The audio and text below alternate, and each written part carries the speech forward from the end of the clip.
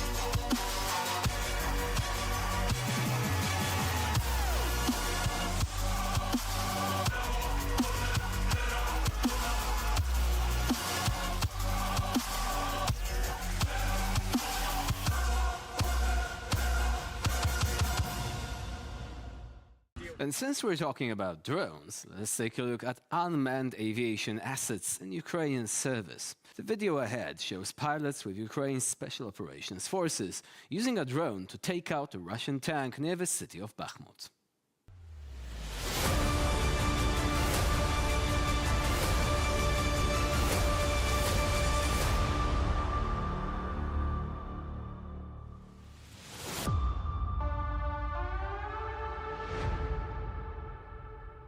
What do you need to become a good soldier? Equipment? Yes. Weapons? Also yes. But one of the most needed skills on the battlefield is quick reflexes. Let's take a look now at a real-life Ukrainian defender dealing with a grenade thrown his way. Проблема.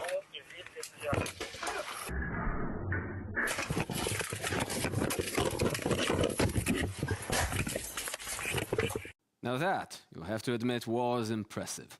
Moving on now, Russians often choose to enlist in the army and go to war because of how well military service pays.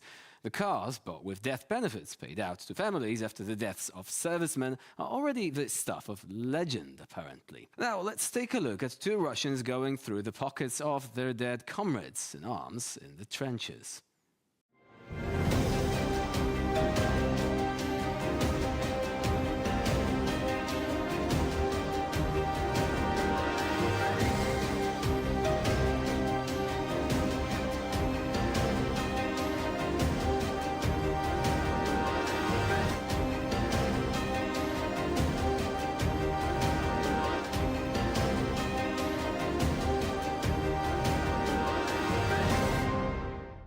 So yes, Russians still have this looter-shooter approach to the war, no surprises there. Now, in the next video, you'll see karma coming to a couple of Russian troops.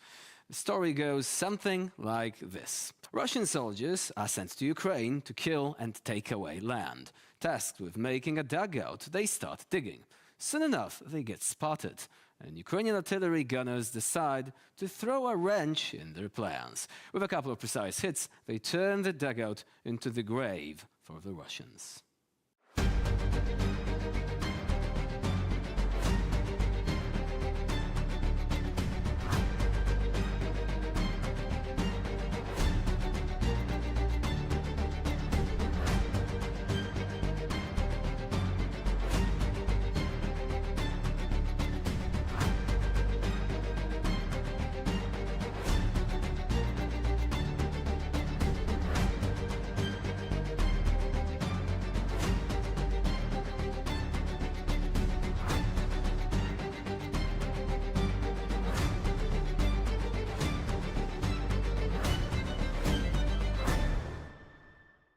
So, was it worth it? Probably not, although, death benefits. Anyway, on the off chance that there are any Russians watching this, surrendering is the better option. Anyway, let us end today's episode with a video showing fighters from the Azov 12th Special Purpose Brigade of the National Guard of Ukraine. The video shows them using mortars and a Mark 19 mounted grenade launcher to destroy an enemy dugout and to eliminate Russian personnel.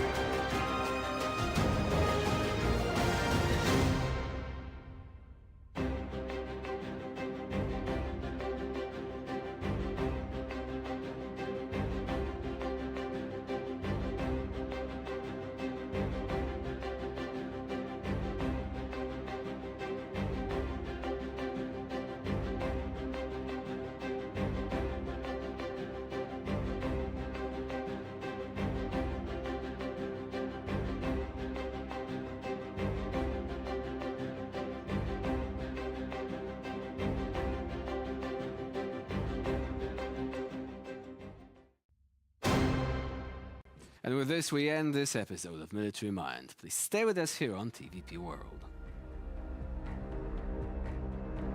Pozdrav. Heyo, I'm kinda sick today, I'm just letting you know. Been to the city yesterday. Was hanging around with some people and there was a bad choice. There was a shit fucking choice, okay? I'm kinda sickish. I'm a little bit ill. I'm dizzy and my head hurts and I'm not too happy about all of it, to be completely honest. Let me turn this on. Yeah, I actually haven't. I wanted to watch it. When was that? Like 2 weeks ago? A week ago, I think. And then, I had a family situation and stopped streaming for a while. I basically watched nothing. I have a whole backlog of things that I wanted to go through. I went through nothing. I did 0 things from my list. So we had a death case in the family, and it kind of really crumbled us up. So that sucked. I'm okay. I've got my hot coffee, and I've got my stream, and I looked into a lot of news. And also today is an important day. You need to know about today because it's 23 years since the overthrow of Milosevic in Serbia. Milosevic, and you need to know about that because I think it's a really, really important topic because of Otpor. So Otpor at the time was a Serb opposition. Think of it that way. Otpor was Serbian opposition group, which was helped by other members of the international community to gather enough strength and to be able to organize their protest against Milosevic. You might remember I made a whole little doc about this. About how much money from USA specifically went into printing those stickers. So they would make stickers and then they would paste these stickers. The fuck is this? Why are you showing me this? Show me. The revolution. But basically they were printing these stickers and they were printing these posters to make people think that more citizens are going to the protest. Here it is.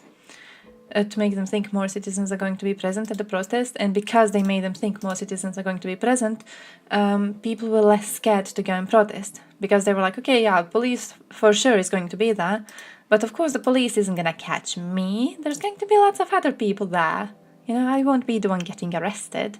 So a lot of people went out to do the protest. They managed to overthrow Milosevic. It changed nothing.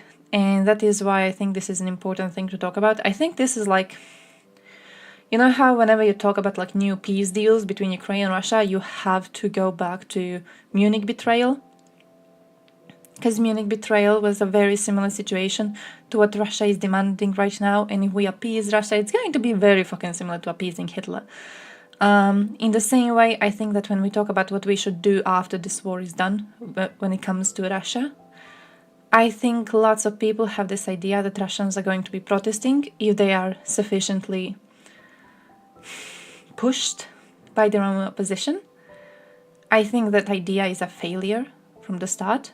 I think that's a delusion. And I think it's going to fail the same way it failed in Serbia.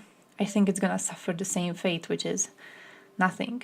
Because like Serbia kicked Milosevic out and now they're being ruled over by Vucic, who's basically the same shit. He was part of Milosevic's team. he was right there. He was right there in the fucking government when Serbs overthrew it, and now he's leading the country. It's because the mentality of Serbia hasn't changed. They did do the protest, they did overthrow the leader, but the mentality of Serbia hasn't changed. In the very much same way that if Russia manages to kick out Putin, as long as the mentality of Russia itself doesn't change, nothing's gonna be different. It's gonna be like USSR falling apart, and then Russians choosing a new democratic leader and choosing a fucking KGB agent. You know, same bullshit. As long as you don't fix your culture and you don't fix your nation, you're not really accomplishing anything. You're just playing pretend. Stuart Lee actually haven't. Was it good on Ratko Mladic? Was he mocking him? I hope he was mocking him. I hope he made lots of fun of him. They had a case in Serbia, actually. They had a case in Serbia, fuck. By the way, I don't know if you've seen the news, but Russia killed around 50 civilians in Ukraine just now. They hit a coffee shop. Store and a coffee shop. From what I'm seeing, people are saying that there was some sort of a commemoration, and that is why so many villagers were at one spot. It's the village in question had 300 people. The Russians killed at least 50. We still don't know the number of people killed. No, my man. Like, I think of my fucking village, because we have even less than 300. But I think of that and it's like, man, that's like That's a tiny ass fucking community. That's a small community. Everyone knows everyone. Goddamn tragedy.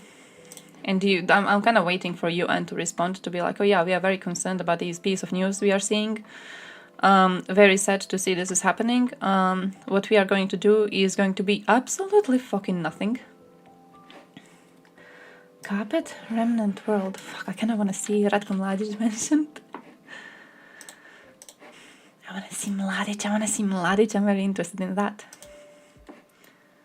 Reich cannot be democratic. Yeah, that's true. They pretend. They're like, oh yeah, guys, well, this time we are actually being democratic. This time, we promise, this time. And then they never are democratic. They just never are fucking democratic. Oh, you found it? I found anti-Islamic stand-up. Would that be? Because I wouldn't be surprised to see Mladic in that one.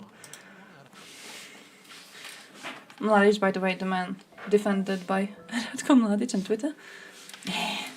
The man defended by Russians, by the way. I have to remind you of that, okay?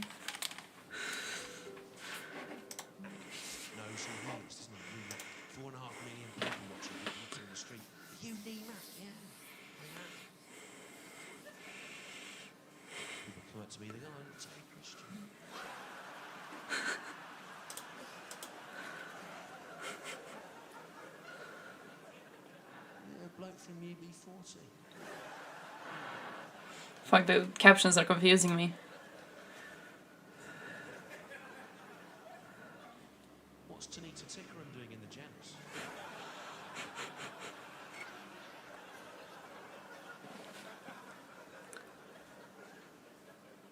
Thought Kim Jong-il was dead. Possible.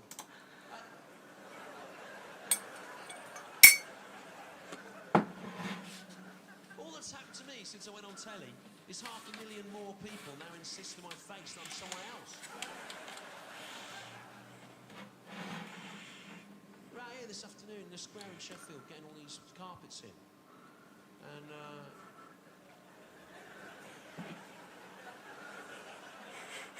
they're not here normally, though. Like, I know exactly where he's going. We have to get them in. They get themselves in, do they? Sorcerer's apprentice.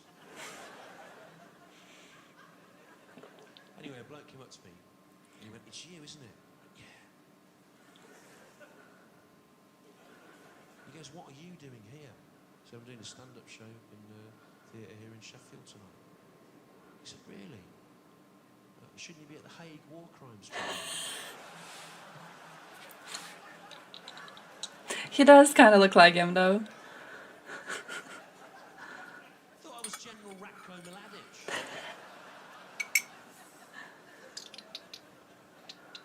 Genocidal Serbian warlord. He's 67 years old.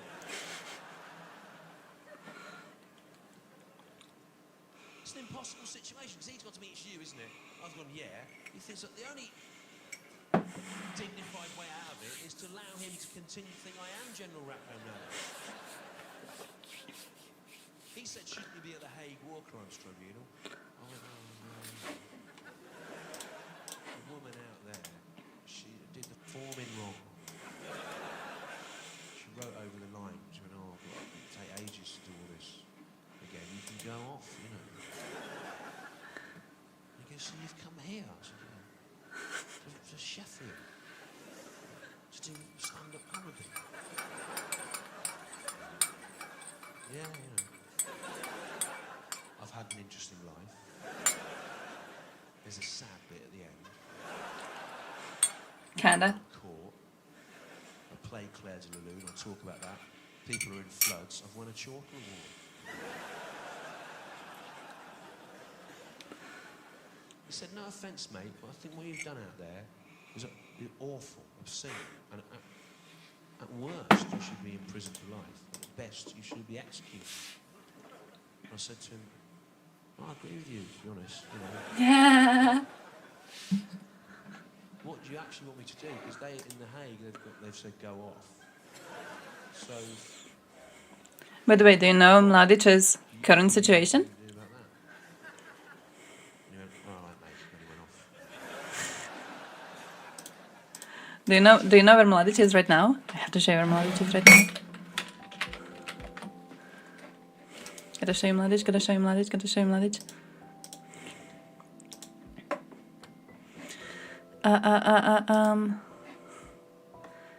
Where do we have like new stuff? Where do we have fresh stuff? His life sentence was confirmed. Fuck that.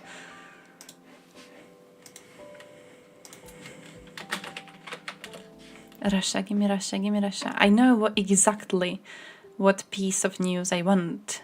I know exactly what piece of news I want. And it's the one in which, here it is, Russians are hoping he gets released. They hope he gets released. He's locked in jail and he's rotting to death. That's what's happening to him. He's quite a sick man. Not just, mentally deranged, but I mean like genuinely physically sick. So Russians were very concerned for the, health and well-being of a known war criminal, and they tried to get him released from treatment. So yeah. How do you propose changes in their mentality? I propose few things. First thing is that every single Russian existing outside of Russia must be deported. They must be kicked back to the Moscovian shithole. Kick them in there, lock the doors, build the wall. If they want to make it into a proper country, they will make it into a proper country. If they don't want to make it into a proper country, they can stay there. But I think all of the responsibility should be fully and only on them.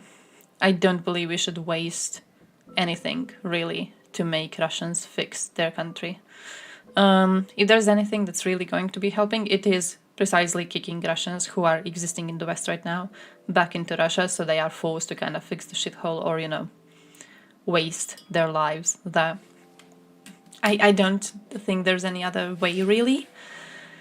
I don't think there's anything we could or should do. I think they must take the responsibility upon themselves. And as long as they are allowed to, have their little genocidal imperialist state back there, but also they are enjoying the privileges that the West is giving them, they're never going to take responsibility. So kick them all out. Talking about that, there have been news today. Where's my news? Did I save my news? No, it's here somewhere. Basically, here it is. More than 3,200 Russians living in Latvia have been notified of possible expulsion from the country. That's what I think we should do. Kick them out. Make them leave. We should buy more gas and oil, because Ukraine is getting the transit fees from their pipelines, so they're also profit. I feel we could just, give aid to Ukraine directly. You know what I mean? Like, why do the thing with, we gotta help out Russia because then Ukraine benefits too. Why not just give aid to Ukraine directly? You know what would also make them profit? You giving them aid. Give them cash. Give them everything. No need to pretend like the only way to help Ukraine is to also be helping Russia. Handing all responsibility to someone else. That is true. Which is why I'm GG with the idea of them just being banned from everywhere. To kick them out from every fucking place. Ish. Genuinely, like, I'm not even joking about this. I think that's the only way to fix them. Obviously, again, it's 23 years since the overthrow of Slobodan Milosevic. Very obviously, some sort of outside push to try and make people more democratic and less imperialist. It doesn't work. It didn't work in the case of Serbia. I very much doubt it's going to work in the case of Russia. I think that is not what we should be doing, and I think that is not what will be succeeding in the first place. I think it's a delusion based in the idea of good Russians, which, you know how I feel about those. Autocomplete feature? Oh, I don't even know. Wait, where's my Twitch chat?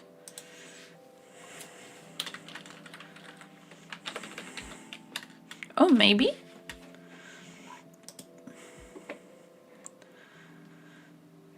Maybe?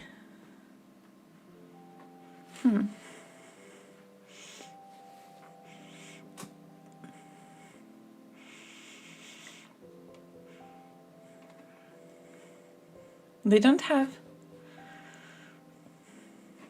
better TV settings.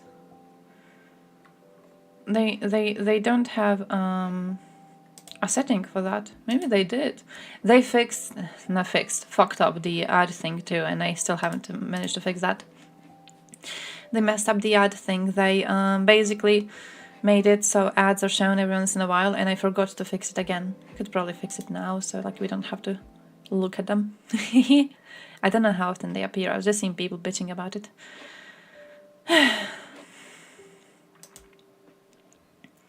Hungarian and Slovak gas contracts going through the Ukrainian pipeline.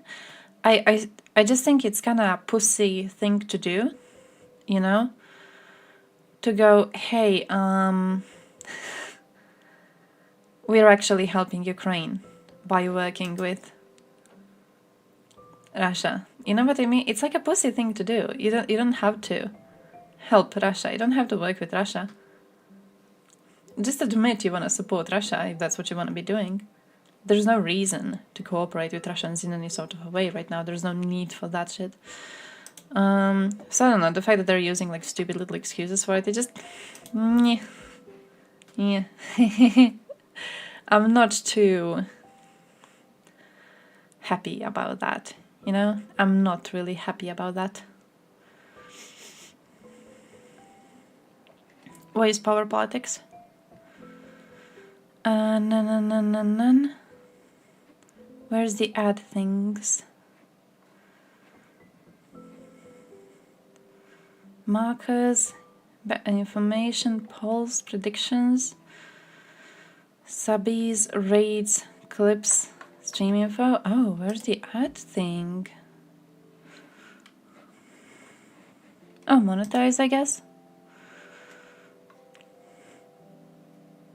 Ah. That is not... Yeah, they've been here for a while. The worst thing is I removed some other people, and then I just left these two. I don't even know why. They're like imbeciles, both of them. I denied some other dudes. Just not these. Ads manager. Okay, here it is, I guess. What do you mean ad starts? Oy. Put it here.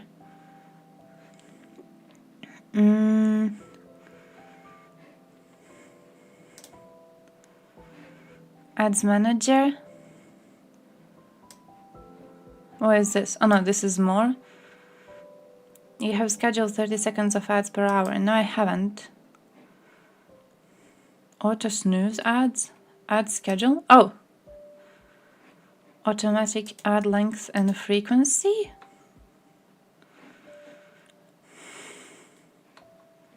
It's power politics, really? Save and activate. Would you like to activate your schedule right now? I guess? Hey, let me... Who sees ads? Do you people have ads? Do you people? Did you see ads? Oh, look, really? That's weird. I haven't looked at the settings on that for a while. You don't get them? Do you not get them because you usually don't get them, or do you not get them because you have an ad block? You have them all blocked. Aish. How do I know that if I fix this or not? Twitch channel for beer reviews? I think there should be. They used to be. No, wait, I'm thinking of Instagram. There was a dude on Instagram. A really cool account. You reminded me of it now. I'll have to find it. It was some dude, and he was tasting ads, and then when... he was tasting beers. And then whenever he would taste a new beer, he would take Lego blocks, like the little toys, and he would make a Lego superhero that reminds him of this beer. And then he would like do reviews, you know, like that, like, oh, this one is really, really strong, or whatever the shit. It was really, really cool. Oh, secret cuisine. Ads aren't available. I have the same problem here in Croatia. I get tampon ads, got some pads, and then I got that British dude who's like, oh, live a little. And I only got that one on Topsam, by the way. I never got him anywhere else. Usually I don't get ads at all, but whenever I was watching Top Sun, I was getting the British dude.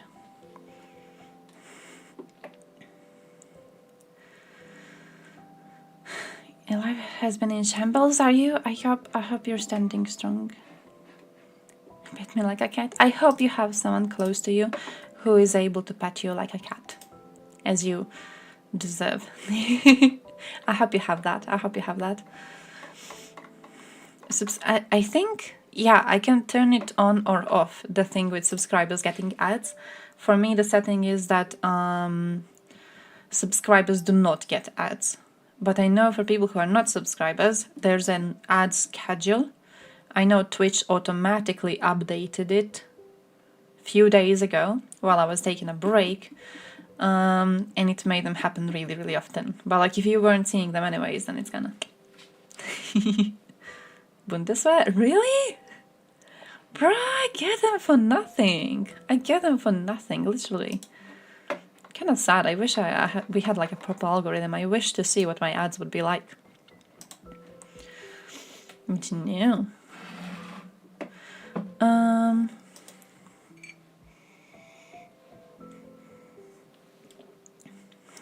You can lay down. Smart.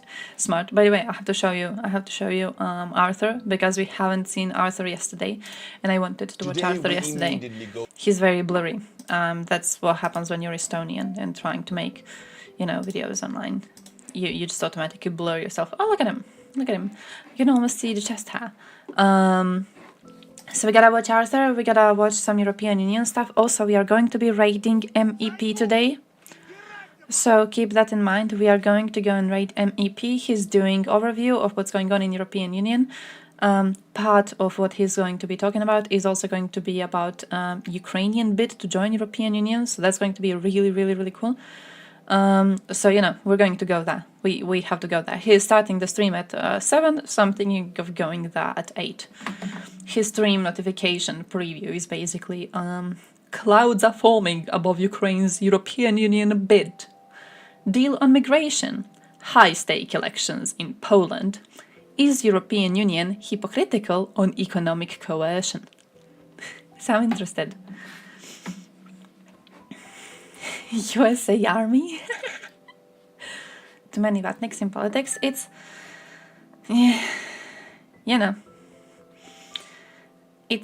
It's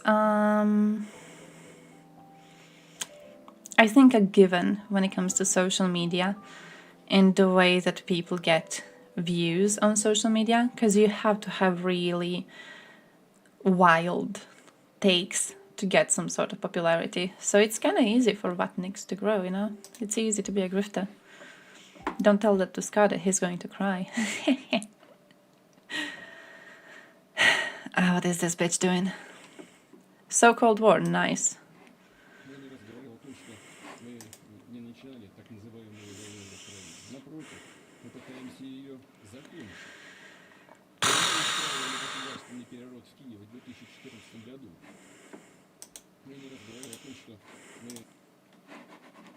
He's so exhausting. Oh shit. He is so exhausting. He's so fucking exhausting whenever he speaks. I know. It's like, but we should just, what you should do? You should just block everyone putting clips. Just silence the man. He never says anything new. You could go to Skada right now. Ask him what he thinks about the war in Ukraine. You're going to get same shit. It's literally the same shit. Just no point. Never anything new. Never anything fresh. Never some look at the current situation. They never learn from stuff that has been debunked already. It's just repeating the same old bullshit. Imperialism is base if it's not Western. They do a thing. With having really strong opinions, and I think that's what pushes them into being noticed more. It's a very, very strong opinion, regardless of the fact that they are completely wrong. It's a very, very strong opinion that they are holding very, very strongly and willing to defend very, very desperately.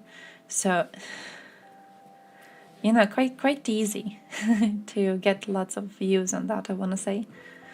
Quite easy, quite simple. Because you're taking like the most extreme position, and it's going to be news to most people. So they're going to be interested in what you are saying, and they're going to be interested in like your new perspective on shit, even though your new perspective is just, yeah, glorifying imperialism basically. Have you seen Code Pink? Have you seen Code Pink recently? Because Code Pink has been dumber and dumber. He already spoke in the same speech. That too. Can't wait for him to do the we are not going to start an invasion on Ukraine. The West is creating panic around us, but we would never do this. We support we actually support territorial integrity of Ukraine. Can't wait for him to recycle those speeches. Putin, you remember that, you stupid fuck. Hassan is one of those people, I feel. It's have you guys followed the fuck, what's their stupid ass name? Let me show you. No, not here. Here. Blumenthal. Who the fuck are they? They have a name. There's basically a group of pro-Russians, and they are currently doing infighting. Code Pink is actually doing very much the same thing. But I want to show you these morons. Let me try to find them. Also Simonian, of course. But there's here. What's Grey Zone? Fuck, I was trying to remember their name. It's the Grey Zone. Grey Zone, I think, is a very, very good example of this. You know, how grifting gets you more views, but like you have to become more and more desperate in order to keep it up. Because what they have been doing is they have been trying to be very, you know, pro-Russian imperialism against any other imperialism. Yeah, pro-Russian propaganda. But they're falling apart now. And why they are falling apart is the fact that their propaganda doesn't match. It's like usual Russian propaganda. If you guys remember, like whenever we uncover a new massacre, we didn't do it. We did do it, but it was justified. It wasn't us, it was the Ukrainians. They did it as a false flag. It's always like a bunch of different excuses, and the excuses can't coexist with each other, right?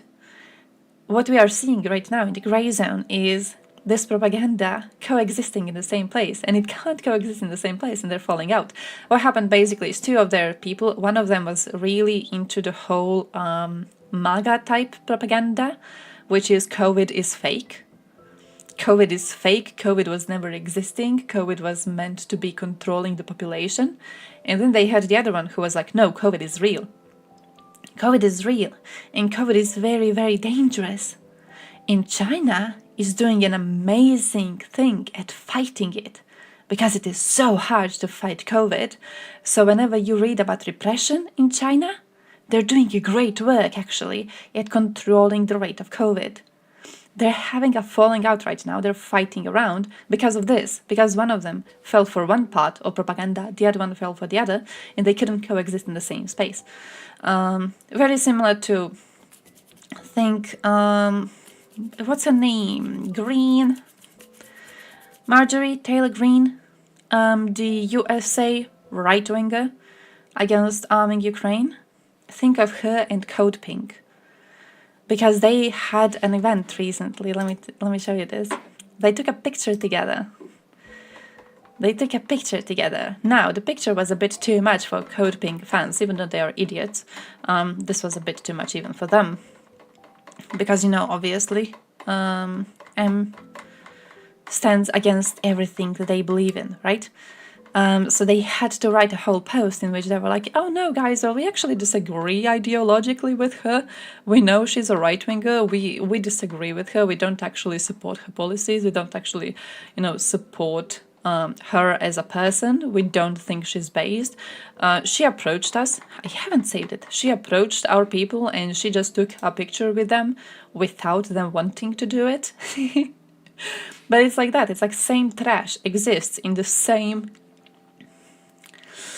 container, but what you have is the fact that they can't be coexisting because they fell for different lines of propaganda. So now they're kind of fighting between each other. It's a good thing for us. Communist invasion is basically people that are killing and occupying are savages, said Hassan. while being the apostle of US bad self-flagellating religion. Yeah, Hassan is kinda... I saw a debate recently on Twitter over whether he's a white man. And like, look my dude, with that like USA centrism thing, I don't know if... I don't know how I feel about people calling him white for his stupid ass takes, but he's definitely American. That is definitely American. That shit is not one of us. Man is absolutely unable to look at any fucking situation without bringing USA into it as like the main player. California. To be fair, he does have connections to Turkey, which we gotta acknowledge, you know? We gotta acknowledge it, because he is mentioning it rather often to try and, you know, gain more credibility. What did I want to show you though? What did I want to show you? I think that was it.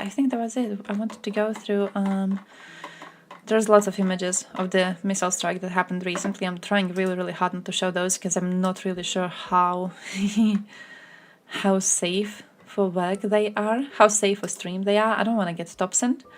But yeah, I don't know if the number, more than 50, it was 51 last time I checked.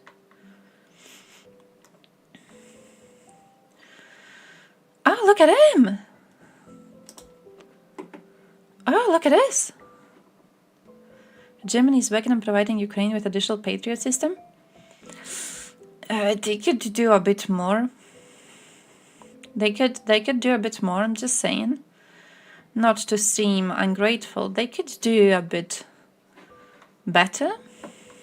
Okay, fair enough. I guess, at least something. Today we immediately go he to scared me. Crimea, to Tarankut Peninsula, which is the closest to Ukrainian coast city of Odessa. Why is this important? Because Ukrainian SPU actually released the footage. They also had a drone above of 16 of their special forces operators. He should be. Jet skis. Yes, it goes full. He should be scared of being kicked out of the government. Landing on Crimean Peninsula, Tarankut Peninsula, going on land, engaging in heavy battles with the Russian contingent in the area. Reportedly, Russians took heavy losses, but there were also losses on the special forces operators. According to the representative of the defense and educated of Ukraine, Andriy Yusov, the goal of we this research incursion was sabotage and political reconnaissance. situation So in European very Union, quickly basically. in and out, hit them and disengage, make as much chaos as possible and pull back. We can be sure Not this safe for operation work. actually happened, but we cannot be sure of how many losses the Russians took and how many losses the Ukrainian special forces operators took. I mean, there were only 16 of them. What the Russians immediately did to save face was release this video, which supposedly shows one of the captured of the 16 Ukrainian special forces operators. Now, we don't know if this is true or false, and I cannot claim anything here. I'll let the truth to be decided by you, but I can give you some reasons why it might be false. These tweets actually lay out the reasons pretty clearly. The shirtless guy does not speak naturally. He's too hesitant in his responses. He also pronounces his words exactly like the supposed interrogator. Russia is known for its lies to cover up the failures. This one is no exception. Fuck all of And them, the second true. answer is, in the videos where the Russians claim to have captured Ukrainians, they almost never show any kind of signs, markings or identification. That soldier would always carry with them. If these videos were real, the things would be easy to show. That is the truth. Also, it's a little bit too good to be true from the Russian side. Immediately after this incursion, they released this video. Everything clear, no shaky cam. They immediately have this guy ready to speak to them in a weird way. If it was true, they would show everything. The gear, the weapons, the insignia, everything this operator had with them. I mean, they have Makes night sense. visions. They have very expensive equipment. They would show it all, because if the Russians have really captured some Ukrainian soldiers, like really captured, they have shown this Mandatory? stuff. So this is how you know it's a fake or not. There's no equipment shown. Russians like to show off with the equipment I believe that the they took official from language of the Ukrainians, or to country show off must with be as much proof mandatory as they for have. citizens In of this the case, country. there's no proof at all. They If only you are a show the citizen guy, of Ukraine, so you I'll should let speak you decide Ukrainian if in the this same video way. is If you are a real or citizen of fake. Germany, But you the should fact speak that this German. is happening, that Ukrainians are able to cross the Black Sea from If Odessa that is what to you're asking. Tarankut Peninsula to Crimea, land with jet skis in a Hollywood grandiose style, engage with the Russians, force them to carry heavy losses and pull back. In my eyes, this act itself is a huge victory for the Ukrainians. They should not be able to do this because Russia should be the power of the Black Sea, but they're not. No, it shouldn't. They cannot deter Ukrainians not to do this. Ukrainians are shooting into Crimea every night and they're raiding the peninsula, a country without the Shoot name, into it let's faster. say. My friends, in this video you see a Russian self-propelled howitzer Kyatsint. It's 152 millimeters. It's very big and grandiose. And later in this video, well, you know what's gonna happen to it. It's gonna take a dirt nap or sleep with the fishes or push up daisies, as I like to say on this channel. Let's say it got a present from a kamikaze drone. Why I want to show you this is because I've actually felt out this Russian howitzer. I was in Kiev actually training on top of one of these, doing pull-ups. This very same one is in Kiev city center. People can see it, touch it, feel how Russian melted Dylan? looks like. You bullied it's Dylan? Pretty damn big. And I'm a huge You guy.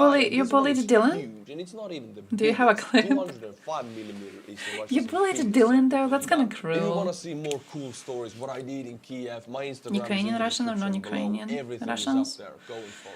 Now, Every my friends, citizen we'll go of to Ukraine Severodonetsk and analyze should a know very Ukrainian typical language. positional battle that goes on If you are all a over the citizen front of a right country, now. But I'll take this specific one to show you should what it learn really looks the like. official language of the We'll zoom country. into the Ukrainian side of the front line and the settlement of Russians see that learning Verkhnokamiansk. Ukrainian is beneath them. Yeah, that's what they do in Baltics too.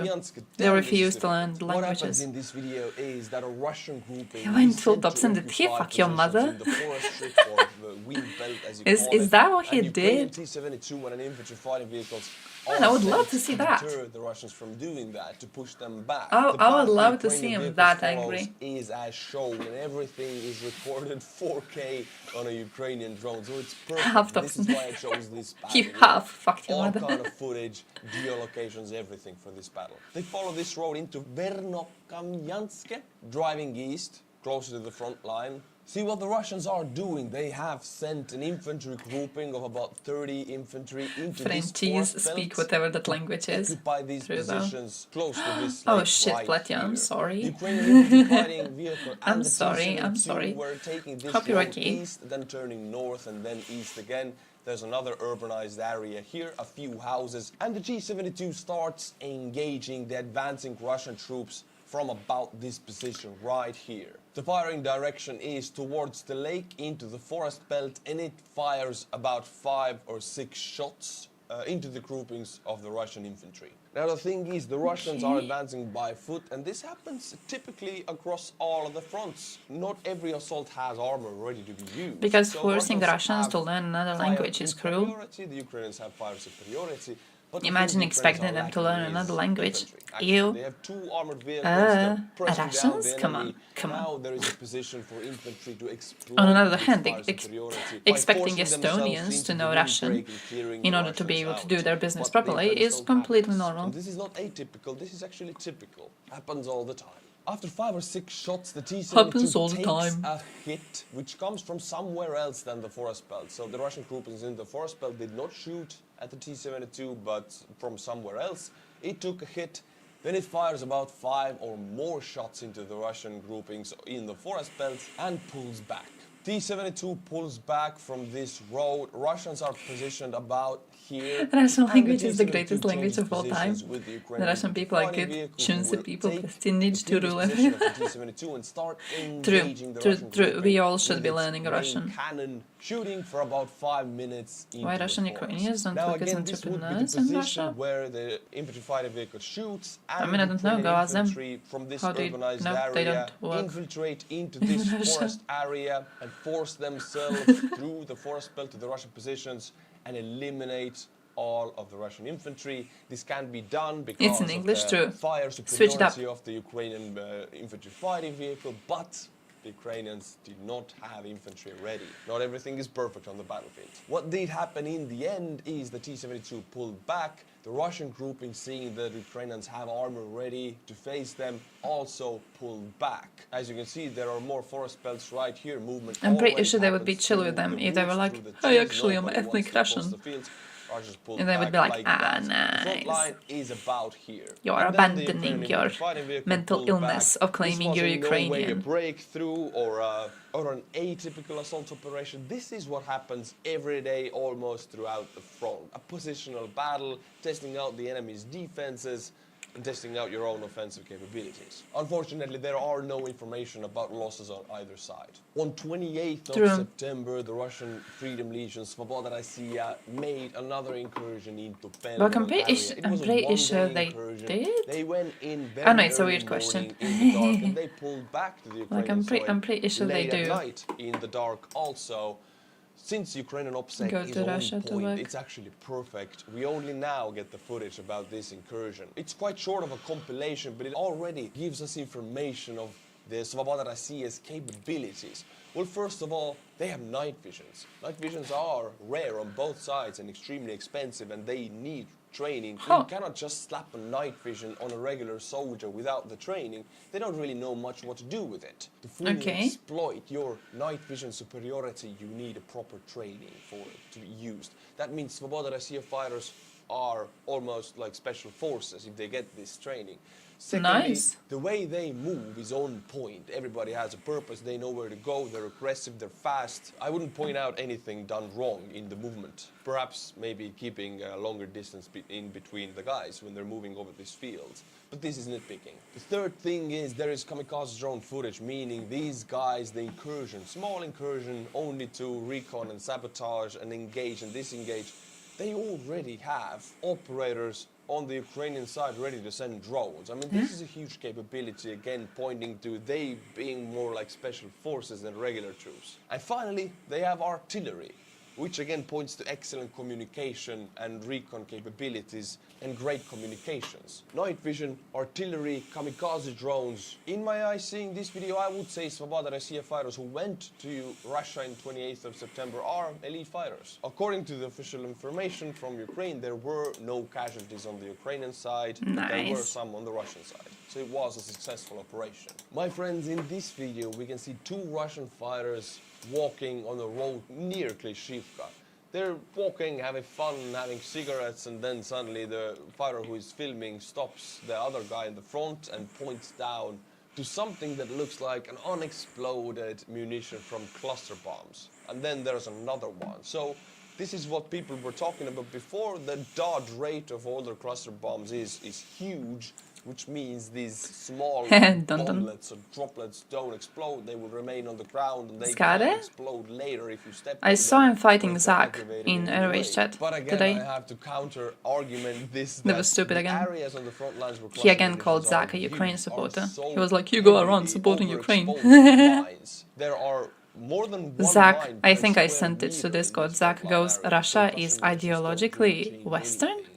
When Ukraine wins the war and these What do you fields will be mean? used again for agricultural purposes, What every do you square mean meter by has that? to be wiped with mine-clearing vehicles anyway. Like, I'm still But this is quite first lost video on it. evidence What do from you mean Ukraine about the ideologically dots Western? of Russia? Russian militias. In this video, you How? see Ukrainians use what looks like What a is Ford ideologically F-150 Western? and put some armored Yeah, if you take away blocks human rights on and the LGBT truck. rights. I have delivered trucks to Ukrainian You know, and units, media straight to freedoms, units of that course, you and guys bought. You democracy. have bought about, what, 10, I 12 guess. trucks now, also night visions. If you And three take or away four of everything, these trucks I in the guess. 69th Sniffing Brigade of NATO, we have armor. Not with these Like, if you blocks, ignore but with everything the Russia armored is. spray, which is protection against If you small ignore stuff, everything that not makes with Russia armor Russia, plating. Now, the you thing could is, say it it's seems a lot of ideologically it's Western. time-consuming. It's It's not just, the it was most such a expensive, weird but it takes a lot of time. It makes the vehicle threatening very to heavy. nuke It the does West have is the Western process. ideal. Small Yeah, that's true. shrapnel Like, that comes through the window, for example, and I goes don't into know the what he neck, meant. can be I used genuinely on have it. no You idea have what he these meant kind by of it. platings which we put on top of the cars. It But will he save was talking lives. about how they The same have goes with this they have with the classes armor in blocks. society. They do save lives if they stop the And he doesn't shrapnels like them or because they have bullets. classes The in thing is, society, the which is windshield like, and the side you know. windows are open for kamikaze I would say drones the and current bullets to genocide go in. attempt is a Even bit of a more bigger fully protect problem, the soldiers, but this is a good addition, although it's I guess very it's time-consuming. impressive that If the you can do economy it, if is you have the capability able do to it speak can against change Russia small in any things. way. It can save lives. I'm trying My to find friends, the Russians ideologically made Western a comment. huge propaganda video about them rebuilding Mariupol. Mariupol is bombarded, 90% of the houses are destroyed in the city, so the Russians made a huge video that they are rebuilding the city right now for everyone in Russia to see. And of course, they only show about 10 houses that they actually built. Yeah, that's the number. They have actually built like 10 of them. Now let's look at the real situation of these That's houses. too much already. What is the reality of this supposedly successful rebuilding of Mariupol? What is the Russian capacity to rebuild cities? This is Mariupol, new district, Cheryomushki, 10 houses. Looks nice from the outside. I remember how just recently this area was glowing. It looks really nice. All this furniture smelled with fresh plastics. A few months have passed. Let's check out the state If of the Russia playground is doing here. capture and exploiting of native laborers or lands or trends in ignorance, in 3 months, that's 4 Western. months, the benches are broken. To be honest, I don't know what was the need to break. Someone just snapped it. It's broken already. For real, 3 to 4 months ago, this was all new. So it's already broken. And it's not because these benches are made poorly. You can see they're You guys, fastened with Western the arm ideology bolts. is They should hold. being It's about the imperialist. Russians. They East just- was never imperialist. They break Shut the things. fuck They up. like to break things. This is the first example of why we can't have nice things in Russia. Because you need civil society. Political People who brainwashed don't break brainwashed things, and when blob, you see somebody breaking which things, is they will compliant with report that oligarchy to the mafia police. state, is a That's peak our Western system. ideal. That's too. Everybody does it. As I Democracy. understand, no one needs the hoop, so why it was torn down. The basketball hoop is torn away. The Ghosts of the football thousands of dead Ukrainians in mass goal graves kind of is sucks. broken. My man. No net. It's all And ironically, I would be surprised if they dug out the mass graves in the first place. Let's see. They look very good outside. Because like I remember wouldn't the say they're first built by time the we Russians from the heard look of outside. about Can you film how 2 the weeks ago the victims, house basement is swimming in crap? People can't and breathe. people were Come saying close that and Russians smell. would like What? demolish the entire Why is it like buildings that? Gutters burst, no with one wants to do bodies anything. still inside. My God, these are They new would just houses take and down their the fucking plumbing building, burst and all of the crumble pieces it went to the dust basement, with and these are bodies brand still new. there. They wouldn't Sounds take them like out. the Russians. Smells in every flat. Have you complained? So, you know. And they're not coming. No one wants to do anything. This If they took the is all effort to product. dig out graves, Oh my God, this is feces. I'd almost be water in surprised. new buildings. You know, these Also, I companies don't know that why actually build everyone's these, they got the acting money surprised and about put feces, them. water. We built 10 houses in It's Mariupol, Russians. propaganda video. Even for that, they stole This the is money, home for probably them. They're just made trying to make cheap it plumbing cozy. and everything Okay, they're used to cheaply. this. And now, imagine Everyone's you being buy like, a new oh, why would the house, you Russians take want a to live next to mortgage, shit water? Bro, what do you and think Russia there's is? Feces, your feces water This just goes was into the absolutely basement, expected. float there and smell up the entire place. That's the reality. That's the Russian world. This is how they operate. It's not an isolated case. Everything happens like that in Russia. It's so insane. A few days ago, Russian propagandist Simonyan was very frightened because Ukrainian drones flew into Moscow area again and close to a district and close to a house that she owns and where her family lives. Poor little Didn't hit the Simonyan. house, hit close to the What do you area want, of the flowers? house. She was so frightened and baffled about this that she made a video calling the Russian authorities, and I kid you not, it's, get your popcorn. I don't like these drones. They're coming too close to my house and my property. The time were a lot better before the drones, like the 90s, for example, 1993. So I think what we should do, get ready. We should nuke Siberia. We should detonate a nuclear bomb in Siberia, big enough for it to knock out all of the Talking electronics about in the world, for her the enemy makeup. not to be able to use I saw drones. Julia Davis post So we this go clip, back to 90s. and she So they posted how cannot many people on her strike the YouTube area where my house is. were like, hey, next This time is you the make leader, Simonyan have influencer in Russia, clown makeup, I'm not influences gonna the watch the top video houses because in it's really Actually annoying. over 100 million people. They This thought it my was a idea. filter. She got so much bad comments about this in Russia. I mean, people live in Siberia. They don't want their houses to be nuked. Everybody hated on her in Russia. And the only one protecting her was actually Kadyrov. Yes, the clowns stick Nice. together. Kadyrov stood up to the girl and took her He says under his Kadyrov? protective arm.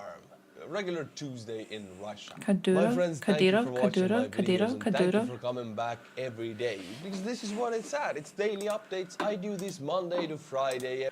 Thank you, my dude, thank you. Kadyrov, Kadyrov, Kadyrov, Kadyrov. Wait, I had something on that, but did I save it? Is a good question. Or did I just watch it for a while and then I was like, ha, Russian idiots, and then I switched to thinking about something else. Okay, Russians are mocking her. I found this. A resident of Omsk looking at thermonuclear explosion that is supposed to save him from the Wild West. That one. Yeah, here's the entire video, by the way. Here's the entirety of the thing. But it's classic Russian propagandist, so nothing too Называя вещи своими именами, unexpected. вы ведете войну с нами, а мы вынуждены вести войну с вами, со всеми вытекающими. И для этого не обязательно даже будет... I как, actually am царство AI небесное, generated, fun fact. Жириновский требовал вместе долбануть по Вашингтону, помните, или под Тбилиси. Не сметь стрелять по Багдаду! Лучше вместе под Тбилиси. Тбилиси-то вообще ни при чем. Тбилиси ведет себя крайне прилично, не устану повторять. Гораздо более прилично, чем ведет себя Ереван, к сожалению. Ну и по Вашингтону долбить не придется. Мне вот тут один умный человек рассказал Why то, school чем я and не not private lessons? The fuck even is your point, my dude? What are you trying to do? Знаете, дура баба в футболе, ничего не понимаю. И вот человек, он инженер, радиоэлектроник, говорит мне, а ты знаешь, говорит, мы это знали еще в советское время, что если произвести в сотнях километрах на нашей же территории, где-нибудь над Сибирью, термоядерный взрыв, например, ядерный взрыв, то ничего не будет на Земле. Ничего такого страшного. Ни ядерной зимы, которую все боятся, ни чудовищной радиации, которая убьет всех вокруг, а кого не убьет, те умрут в течение 10 лет от онкологии. Этого ничего не будет. А что будет? Так это будет выведена из строя вся радиоэлектроника, вся цифра, все спутники. Вот эта камера, на которую меня сейчас снимают. No, it's one of them. It's one of them over Siberia, by the way. Мы вернемся с вами в год эдак какой-нибудь 93-й. Проводные телефоны. Двушечка или уже не двушечка была, я не You помню. support nuking Siberia? I kind of don't. I support nuking Moscow. Чудесно же жили. I can't say that. Like, people already think unironically I support nuking Russia. Someone gonna clip that and go to Zach's like, Zach, you know what I just heard, Vicky, admit. Sochi? Ooh. I kinda... I'm not sure. I'm not sure I want that. I'm not sure I want that. I do want Russians out, though. But I don't want... I'm not sure how much I want it destroyed. I think it should be given back to its rightful owners. Yeah, Putin does have a palace there, because he's a piece of shit. That's why.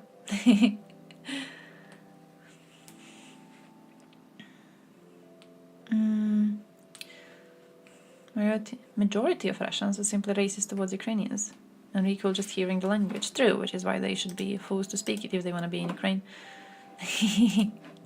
Like, no questions asked. You want to be in another country? You want to be a citizen of another country? My dude, my man, come on. You gotta know the official language, and in the case of Ukraine, it's Ukrainian, you know? So, learn it. Moscow? Oh man, I can't wait for their VPN to stop working. Can we? Come on. Can we just be real honest about this? Are you not kind of hyped for that? I am kind of hyped for that. I wonder how different internet is going to be once Russians cannot access VPN anymore as easily. Of course, they will still be able to access it. They will still find a way. It is just going to be a lot harder, and I think a lot of people are going to give it up. I wonder what's going to be the difference. I wonder how funny it would be to be speaking to Vatniks. You know how they pretend they are Russian sometimes? And then you ask them, how are you online if VPNs are banned in Russia? And I wonder about excuses they're going to come up with. I'm just gonna... think it's a good decision. Something based on Russia actually happened. So here it is, Josep Borrell. Daniel... He is the foreign policy chief in European Union, and he said that Russia is an economic dwarf. It's like a gas station whose owner has an atomic bomb. True. And today we're at MGIMO. Borrell was MGIMO true. Is the International Relations Institute. Like I took and they're video, that going is to why they ask should be the kicked out. students I support kicking them if out. they agree with this statement. By the way, blank VPN link will be in the description. I have this Well, you can use it. application on my phone. Do you agree with this? Obviously not. I'm here in Russia. You have a great civilization. But, I would say at least 1,000 years old. You have your own language. By the way, here's a reminder that Russia just killed 50 Ukrainian civilians. Just here's a reminder, in case you're falling for this shit. That's what their culture is. That's what their culture has been for the past 1,000 years. That's it. I am assuming he connects like the USSR and the empire to today's Russia, which, you know, still makes them fucking full of shit. Okay, come on. Well, so yeah, he's a bit miscalculating. Mongol Empire. Oh, that I could see that. I could see that. You have your own culture. I think Borrell's statements are Based. spun True. out of ignorance or to a certain degree, maybe worse, arrogance. Say Russophobia. Russia is not like that. They are not like that. No, they are lying. I don't know why the Europeans are disturbing Russia. I don't know why. Yes. Yeah. Always disturbing Russia. I don't know. And the American too. Russia is a very nice country, you know. Yes. Yeah.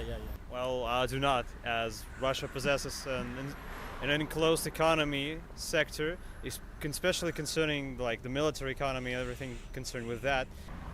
And well, you can take a look at our city, Moscow. It's really one of the greatest city in the world. Well, we can look at the Moscow city and see how small, in his opinion, the Russian economic is. Yeah, but if we look at the numbers, it's 2% of the world GDP.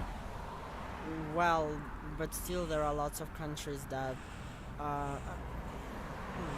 question about economics. I would say that mostly the power in the international arena doesn't depend on the economics. Hey, Gustavo. Like there are lots How's of life? like military and yeah. Atomic bomb, that's what he said.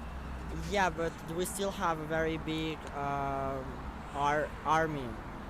Like Russia has a very big army. Second lots of army in the world, right? Yeah.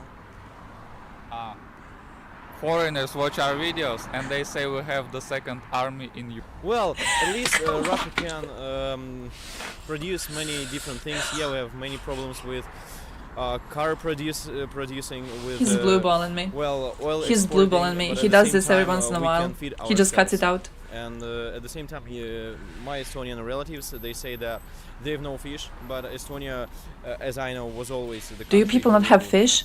was full of fish, and they have no fish. They have no their own bank in Estonia. Guys, where's fish? belongs Guys, to where's Estonian Norway. fish? So Why do you have no Europe is fish? suffering, and I cannot say that Russia is an Fishlets. economic bomb. Just we have many troubles. Yeah, that's true, Did but Ukraine anyway, do this? We are to We should blame solve them. Ukraine for this. Ukraine took away all the fishes. If we didn't send aid to Ukraine, Estonia would still have fish. очень большая экономика, тем не менее, Fishless конечно. Estonia. Если сравнивать все-таки со странами ЕС, со США, особенно, естественно. Но у нас огромный потенциал, как у страны, все равно. У нас очень образованное население, у нас сильные технические школы, которые Educated остались Советского population, Союза. И эти люди уезжают в Америку и... Это плохо, согласен. Утечка мозгов — это также вина нашего правительства. Ну, то есть, у нас есть умные люди. То, что они уезжают за границу и здесь не могут им предложить хороших условий, это чья проблема? Если у вас в стране есть цензура, если у вас есть возможность есть за слова, условно говоря, Homo то globalist богато frogs. образованные люди, Do frogs eat они fish? будут себя чувствовать Homo frogs do, I hear. некомфортно просто. I heard from Им лучше переехать в другую страну будет, чтобы reliable просто sources. не попасть на войну, не попасть в тюрьму, например. I wanna Google fishing right in Estonia. Fishes did not stream. You have fish? Are you sure? Because this Russian just said you don't. Would you like to check that? Would you like to go and look for it? I believe we're in the top 10, but not in the 5th place. Estonia. Which indicator? GDP. Fishing. Stats. He said this lie, apparently. Right? Liar show proof. Yeah. Yes. Where's the fish? When was the last time you Why spoke to a do they fish? lie Hmm? in Europe? Hmm? Chiefs, heads. Because Europe, the European Union, has Martin, its own do you? interests, and these interests are aimed at the confrontation with Baltic Russian Sea Federation fish nowadays. catch. Oh. Because of that, we want to hold peace negotiations, but nowadays our desire to hold negotiations depends upon the desire of Ukraine and the European Union, the United States of America, and don't want to hold negotiations. Sorry for interrupting, but they Google don't won't want show any matches. Ah, negotiations shit. because Russia I'm wants finding some territory species of fish are actually like less In March caught 2022, lately, and some of them are more. don't, So it depends on which fish you speak doesn't want, about. to, Like shrimp, for doesn't example, want is getting caught Ukrainian more often. territory. There were only two Fished. conditions, the Russian sovereignty over Crimea that became the part of Russia because of the results of referendum in 2014. It is Kinda the cool. main You have principle whole of statistics on Russia. fishing. And, Very Estonian. The sovereignty of the two republics in Donbass, Ukraine refused from the implementation of the Minsk agreements in February 2022. But then the negotiations were suspended. What? There were the referendum in Donbass, in Kherson, in Zaporozhye. Ukraine refused to implement Minsk in 2022? Nowadays, one of the main conditions during the negotiations, potential negotiations between Ukraine and Russia, should be the approval of these referendums from Ukraine and other members of international community. It's getting darker near this institute, and I think we have a couple of more answers No, my man, left. go Sometimes fuck Russia. I receive donations from you. On They just killed a bunch Buy of Me a civilians Coffee, in for Ukraine. example, Fuck them. And what else? PayPal, Patreon, and so on. Sometimes I don't reply to them, but Norwegian? I see all of them. That By is the way, true. blank VPN Actually, link will be in the Finland, description and in the pinned Estonia comment. has no fish, but the West is giving them fish, so they think they have fish. The demeaning way, like the offensive, because I think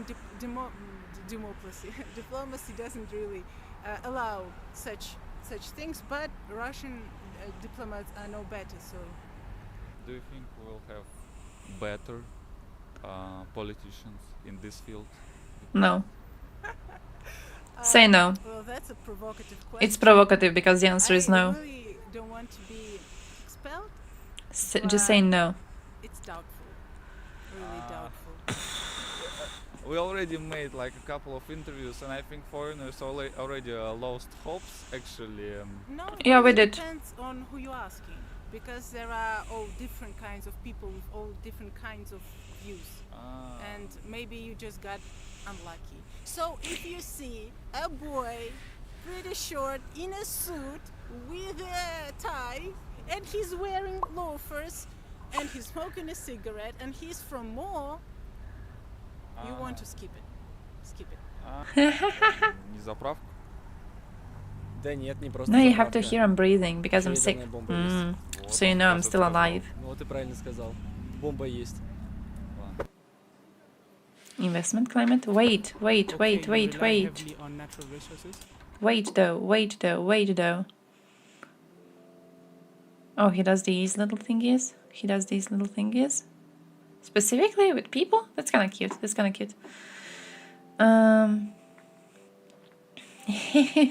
You guys are goddamn hateful on each other. Can you hug a little tiny bit?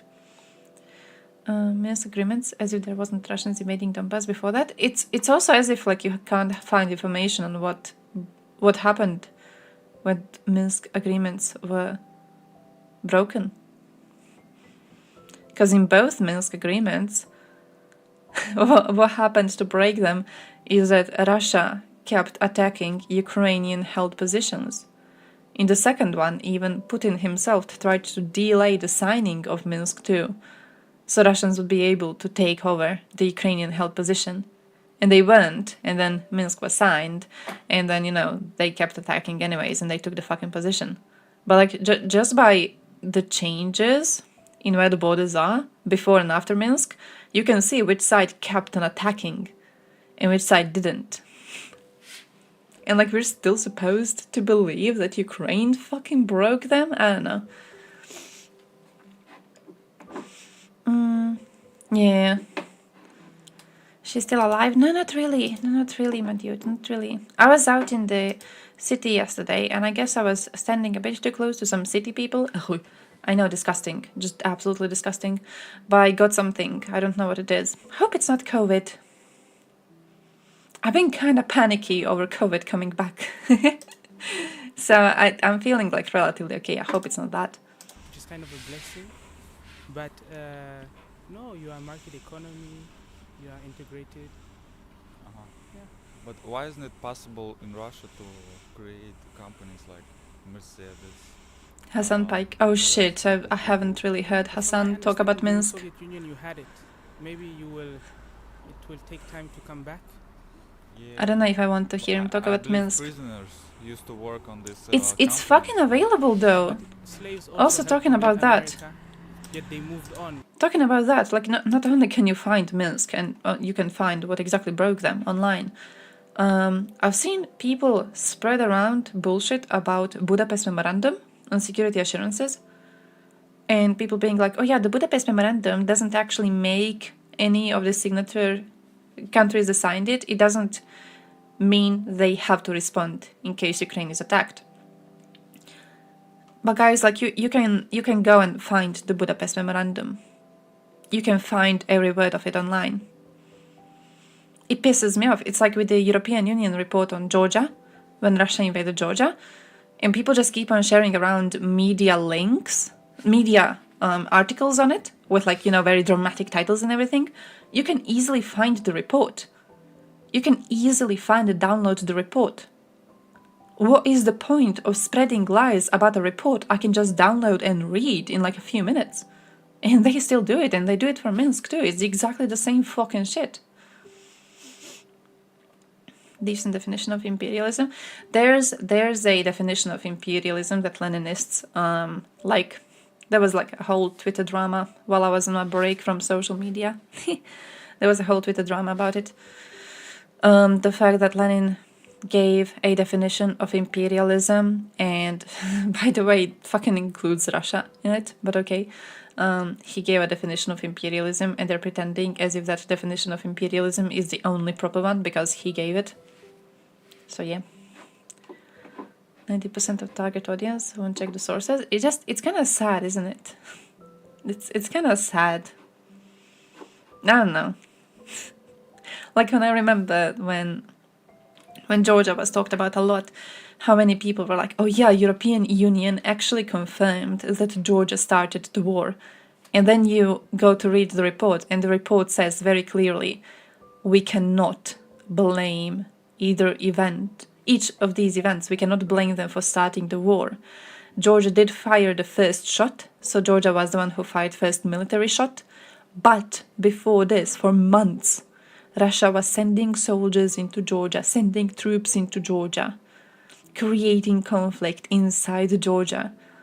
Russia was collecting troops on the border. Like, it was very fucking obviously threatening. You cannot say, and the European Union report itself says that we cannot say Georgia started this war, because that would mean we are ignoring months of what happened previously to this. And yet, people will take, like, I think it was even Reuters. Reuters is one of those articles which they keep on sharing, because Reuters says in title, European Union says Georgia started the war, and it doesn't. At no point in the report does it say that. It says it's not true. I don't know. I think all of this just, it kind of makes you hopeless. You look at the situation sometimes and you're like, can we fix something? No? Okay. Good. Fucking sad. Fish market fair thingy. And then you will have no fishes because Russians say you have no fishes. So yeah, propaganda. How dare you? has its Western propaganda even. shortfallings, but now the gulags are over, no?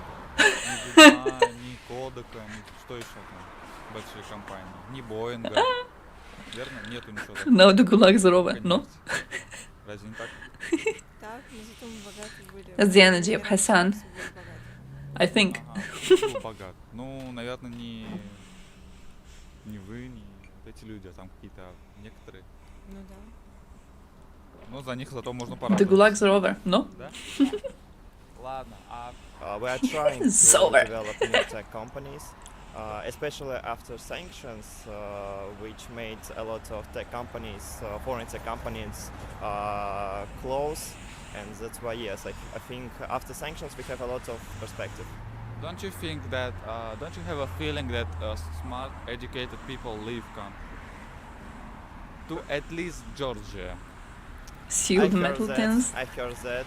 I can say that I feel that because people from my surroundings, they didn't leave. However, I heard about some examples, but I think it will end soon. He heard about some special examples. military operation ends, or I don't know, maybe after that. I hope for that. Russia is on, how can I say it?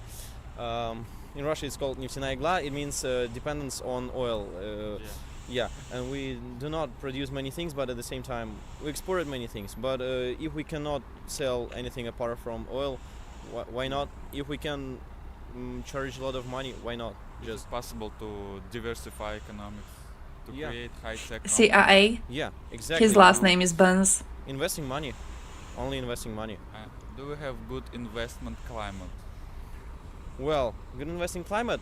Well, it's just forming. Just because since the past year, our government decided to start investment policy, but it's a matter of time. So we are to do everything we can, but now we need just a little time to show everyone that we are able to do cool things in technology. Yes, you are. And other spheres, you know. Who will be doing these cool things? Smart people leave the country, I think. No. Small Don't people. You have this feeling? They leave Russia, yeah, but now I know because Shitstones. many people are returning. I actually right kind now of do. because, in Europe, nobody needs them because I feel some really cool points are brought just up fighting for their rights, very but they often. have no rights just because they are foreign. Or foreign residents in these countries, and in Russia they have all rights. They can get a lot of aid from the government. It's up to him to say things for money. So other people say the truth. He's paid, absolutely. So to sum it up, you don't agree with Joseph Borrell? No, because I think he would get an education here and he would understand that in Russia everything's okay. Well, not everything, but many things. Comparing to Europe. If you were to get education in Russia, you would understand that in Russia everything's okay. I love that. That was great. That was a great ending. Like, yeah, okay, exactly the opinion I wanted to hear. If you fucking get education here, you would understand everything's okay in Russia. Did I tell you yesterday? I think I told you Croatia also banned Russian license plates. It's not like they're able to come here. In the first place, you know, because they have to cross through plenty other countries. But listen. We banned Russian license plates, so ho. Fuck, I'm seeing Bulgaria. I want to see Croatia. I don't know where Croatia is, but listen, we banned them, okay? Be proud of us. Get your brainwashed in here. Yeah, that's basically what he says. That is basically what he says, isn't it?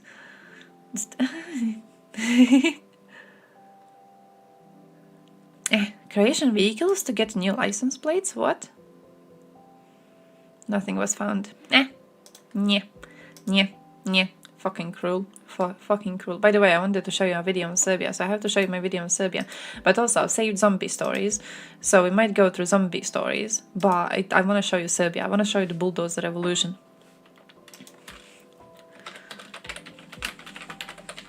Because genuinely, I think it's really, really important to keep it in mind. I think it's really, really important to remember what Bulldozer Revolution was and why it succeeded for a while and then it failed. You know, I think it's really, really important to remember that, okay? It seemed to work for a while and then it didn't. It failed. Vučić is still in power in Serbia. Replacing Milosevic with Vučić did nothing. It did nothing. It's like same shit as they had, okay? The same thing would happen in Russia if we were to force the change of the regime in Russia, which is why I think we shouldn't be forcing the change of the regime. And also I think I think we shouldn't do anything at all. I think we shouldn't touch it. I think we should allow them to build a country they want. But here it is. Serbia celebrates anniversary of Bulldozer Revolution, which in 2000 overthrew Milosevic. 23 years later, Milosevic's people are still in power, which tells you all you need to know about the future of Serbia. October 5th influenced tremendously my thinking about foreign policy and devoting my career to undermine authoritarian regimes. Cute. Western isolationism and appeasement never works. Weakness emboldens them. They only understand the language of power. True, which is why we should bomb Belgrade again. Hey, yo, DB, how's life? Their military, yes. Not only is their military still at the border, they're doing the thing now. They're doing the thing now with encouraging their people to be more genocidal minded. That's what they're doing. They're doing these little murals. This is the one like when the army returns to Kosovo and it's popping up everywhere. They also did a thing. Yeah. By the way, they had an activist fined for disturbing order peace because she threw eggs at a mural of Ratko Mladic. And at the same time, the dude who staged the attack on Kosovo just recently, he has been released. He has been released. He's okay. Like nothing's happening to him. Serbia is doing very problematic things.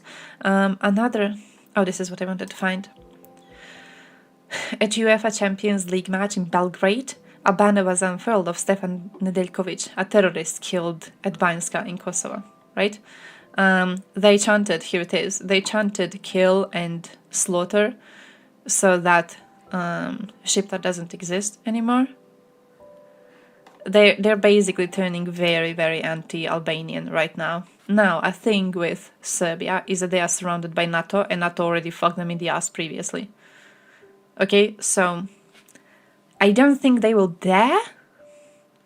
I don't think they will dare to do much, but I do think that if NATO keeps on responding very, very weakly to what's happening, in Ukraine, I think Serbia might get emboldened and attempt something. Like, I genuinely don't think that NATO now has the same balls NATO had back in 1999. I believe right now there's a big possibility of us being betrayed by NATO. I think they turned into pussies ever since. On the box, oh, definitely. I think I know which video you mean. The one where he responds to Hassan. It's a very, very good video. We can watch it. I think we haven't watched it on stream. Yeah, Shqiptar is basically how Albanians refer to themselves. When it's used by someone outside of the group, they use it as a slur. So when Serbs use it, yeah, they use it as a slur. They use it as an anti-Albanian slur. Not that one. Another one? I saw his Hassan one. Huh.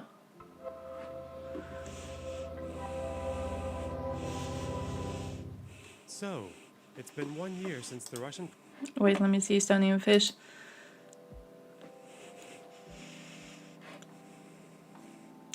I don't see any fish here.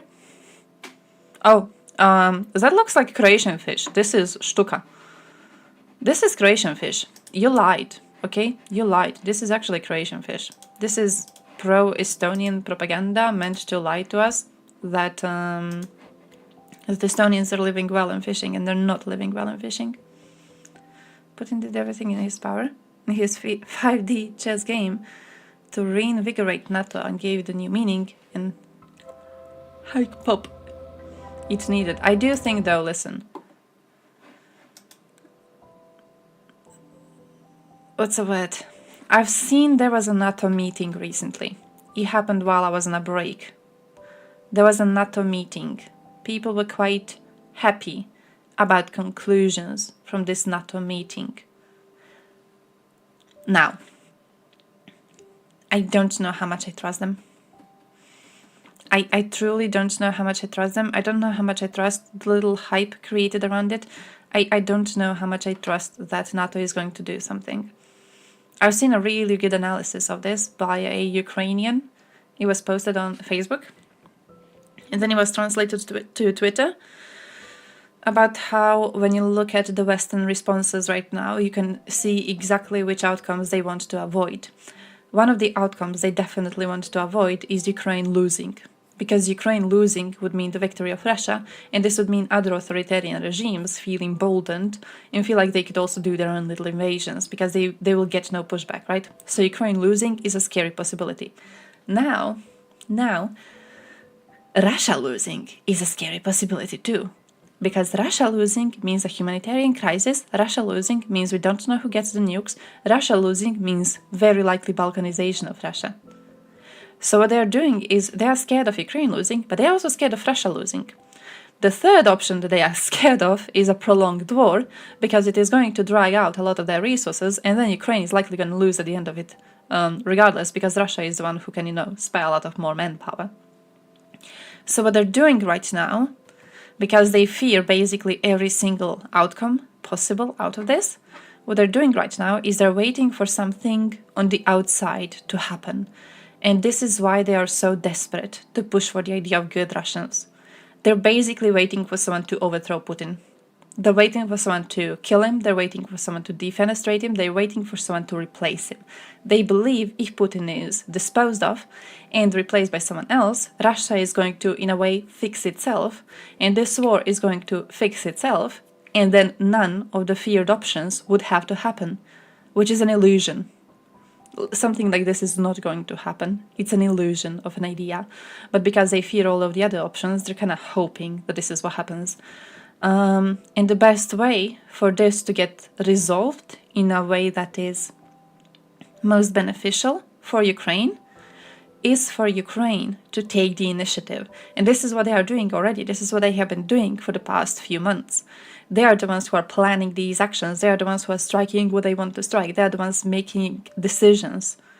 As Budanov said, a part depends on us.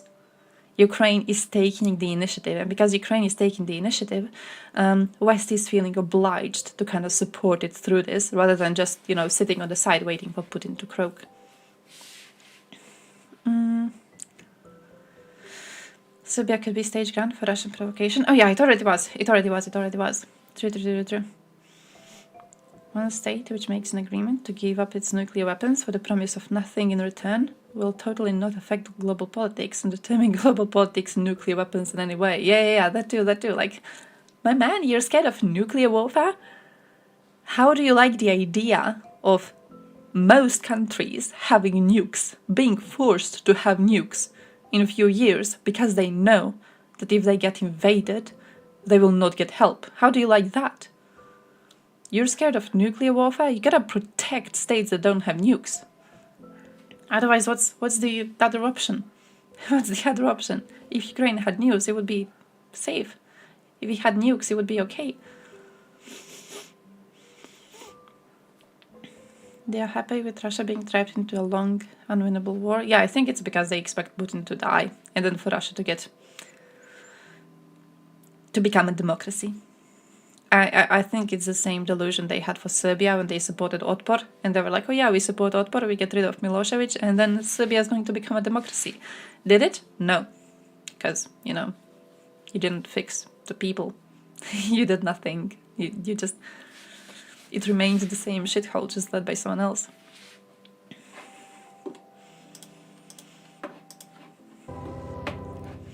Though Trump's probably gonna be rotting in jail by the time the elections happen. Trump's gonna be jailed. With the goal of demilitarizing, denazifying, and politically neutralizing the country. A sub? This special military operation took the entire world by surprise. Literally no one saw this coming.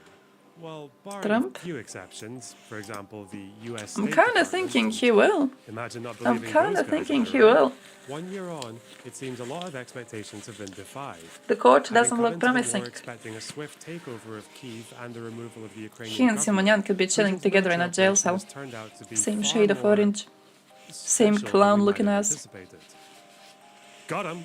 Despite the Kremlin's ambitions, Ukraine has reclaimed over half the land that was captured by Russia since last year. Even the prospect of taking back Crimea, which last year might have seemed like a pipe dream, is now no longer off the table.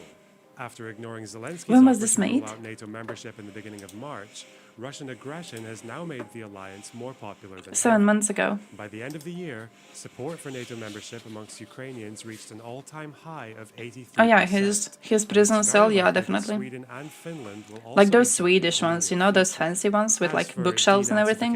Which, let's face it, was never a good faith objective. Almost makes you want to do some crimes too. If anything, been set back by the presence of neo-Nazi Russian militants in the country, doing quite a lot of Nazi-esque shit.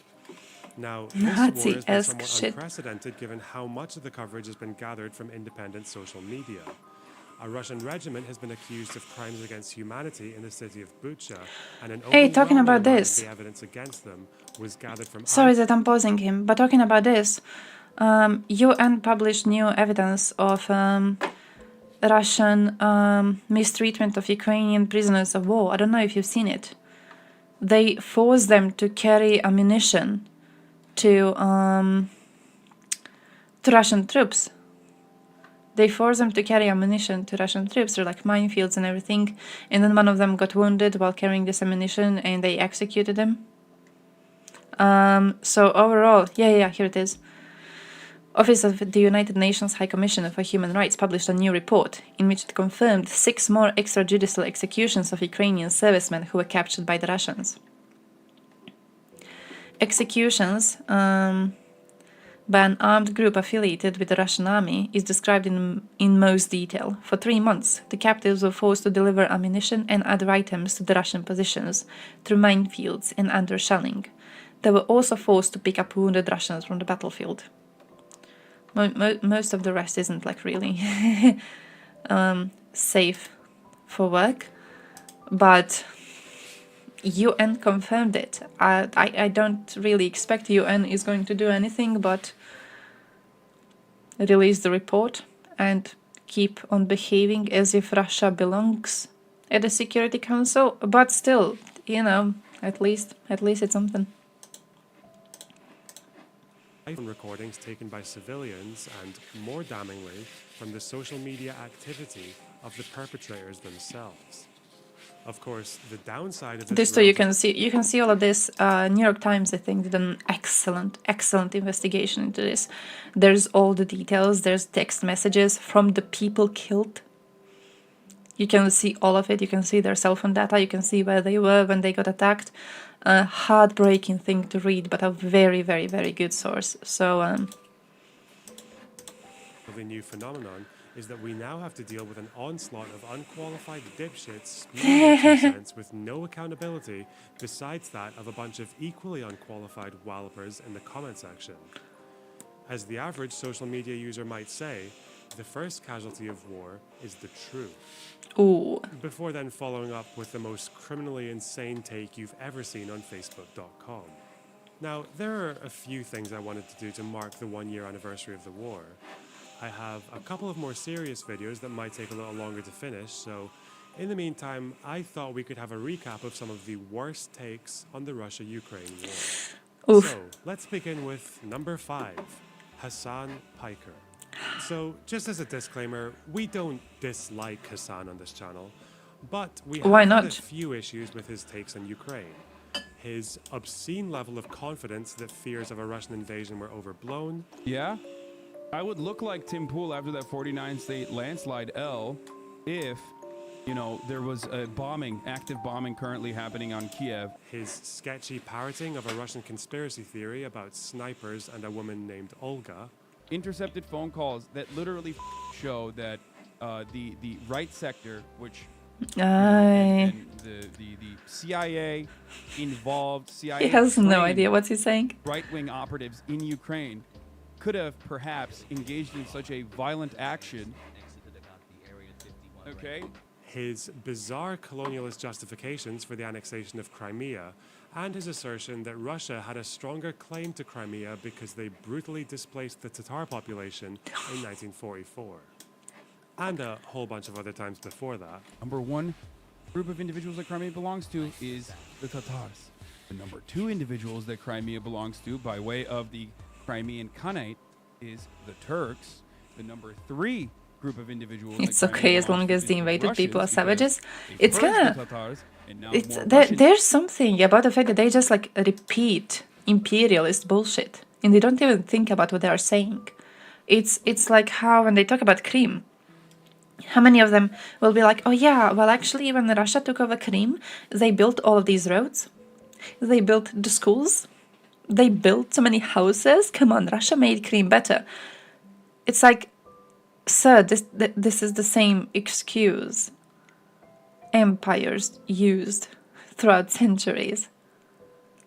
Like, literally the same fucking excuse. We came to this land of savages and we made it better, therefore we hold claim to the land and we hold claim to the people. We hold claim to the state because we made it better, we made something out of them. Literally imperialist rhetoric. And they just gobble it up and they just repeat it. They don't even think about how stupid they sound.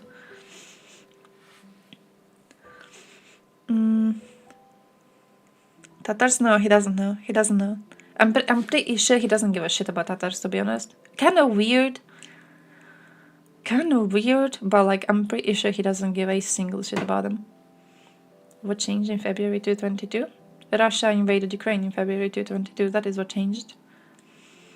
They built a lot of new facilities. Yeah, that's basically the idea. That's basically the idea. Like, they took over these lands from these poor, savage people, and they made them better. Okay, like there's a video. Someone sent it one day on the stream. Don't know if you remember. The video of like roads in Crimea before the Russian invasion and roads in Crimea after.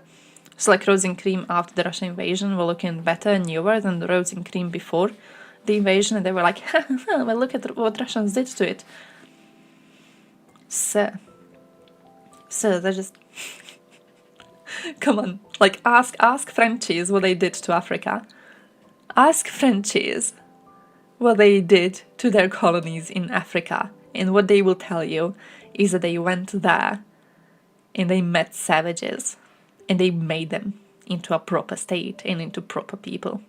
Okay? That is absolutely what I will say. It's the same shit Russians are saying now. Simping for China's imperialist ambitions? They do have something with like, if you muddy the definition of capitalism enough, you can make China and Russia not fit into Lenin's idea of what imperialism is. And that's basically where they are coming when it comes to that. That's basically what they're doing. I know because one of them was doing it on Twitter very openly. And I was looking into his supporters to figure out the mindset. And that's basically the mindset. Like if you muddy the waters enough, you can say that Russia and China both are not proper capitalist states as much as the West is, or as much as USA is. And because they are not proper capitalist states, they do not fit into Lenin's idea of what imperialism is. So technically what they are doing is not imperialism. What they are doing is making savages into proper people. Live there, okay. Maybe number 4, Greece. Doesn't need to be smart or cunning when the flock is stupid. And then number 5 True on though. there is Ukraine. Okay? Number 5 is Ukraine. This idea that you have any sort of close to political studies? What does that mean? And any sort of like constitutional sovereignty that needs to be held together. Crimea belongs to Mongolia before it belongs to Ukraine. Yeah. So Ukraine number 6 in that situation. Okay? Now, I know Hassan has already admitted he was wrong about predicting the invasion. I'm not sure if he still holds the same view in Crimea, but if he does, and if he ever watches this, I think a good question to ask would be, is this not exactly the same logic that's used by the State of Israel and a certain ex-US president when they argue for annexing the Jewish majority parts of the West Bank? Because if Crimea is ever recognized as part of Russia, that does basically set the precedent that future colonial expansion is acceptable in places... Why does he have Snapchat in his links? And I would say that's not good. Okay. Should I start using Snapchat? Who the fuck uses Snapchat? All right, next. 4. Jordan Peterson. In the summer of last year, Dr. Gorbis Jeeperson uploaded a 51-minute monologue entitled Russia versus Ukraine or Civil War in the West. question mark? Now, I don't even know if there's a fair way to describe exactly what's happening here. The names of the timestamps Calling him don't an really imbecile. give any clues, That's quite fun. although the subheading in the description does seem to Homolador? imply that the Russian fire was fueled by a culture war in the West. So, would it be very bad faith of me if I just assumed he spends most of this video complaining about Idpol culture war issues and somehow trying to connect that to Russian aggression in Ukraine? But that is kind of what he does. Hey, yo, Baltimore, And I say welcome. kind of because this entire script might as well have been produced by an AI bot. For example, here are some of the most replayed sections. And the advantage of her minority status is a genuine and defensible mark in her favor, given the historical context. Now, I take the people who told me this seriously, and I backed off. I still think it was utterly foolish and pandering of the worst and most unforgivable sort to announce the necessity of a black woman first. In The Brothers Karamazov, Dostoevsky asks, is everything permitted? Convince me. Now that He's an God is absolute dead? fucking moron. In The Devils, also known as The Possessed, he asks, what forms might belief take, and to what end, when the strictures of traditional belief are burst asunder? What dread demons might take the place of the displaced Yahweh? It is not only the Russians who object to the nightmare of compassionate authoritarianism that increasingly possesses the West. All the Eastern European countries whose populations groaned under the Stalinist burden are watching the resurgence of these demented ideas among their erstwhile enlightened allies with stunned disbelief.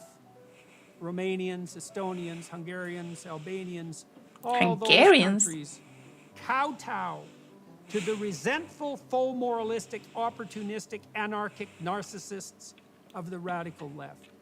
Okay, I'm sorry. Is he aware? How he's coping with Andrew Tate banging his daughter.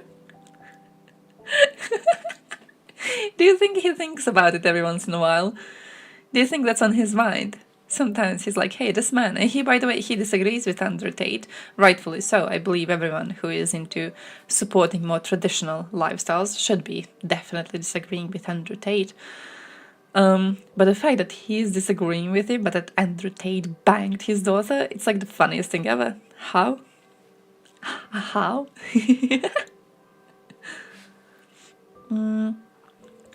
Sucking Russian cocks non-stop. Holy shit. They'd probably sent him some leaked footage. Ooh. Knowing how, like, these imbeciles exist. Aware that most of the countries Wouldn't be he's talking surprised. about have willingly opted to lean towards Europe. There's a rather than YouTube Russia? clip of him Did he talking really about say it with Russia his was the one daughter. reject- Wait, does he go like, hey, you got fucked by Andrew Tate? That didn't make me really happy. Maybe. Oh, she denies it? Ah, that's not fun. That's not fun. What a fucking coward. Would be funnier if she actually admitted it. Come on. I would love to see rejecting that. authoritarianism? Does he believe her denial? I hope he But doesn't. buried in this pseudo-intellectual word salad, he left us with a piece of gold. And all protestations to the contrary. None of us give a damn about Ukraine, and never have. Remember the Holodomor? Do you even know what it was?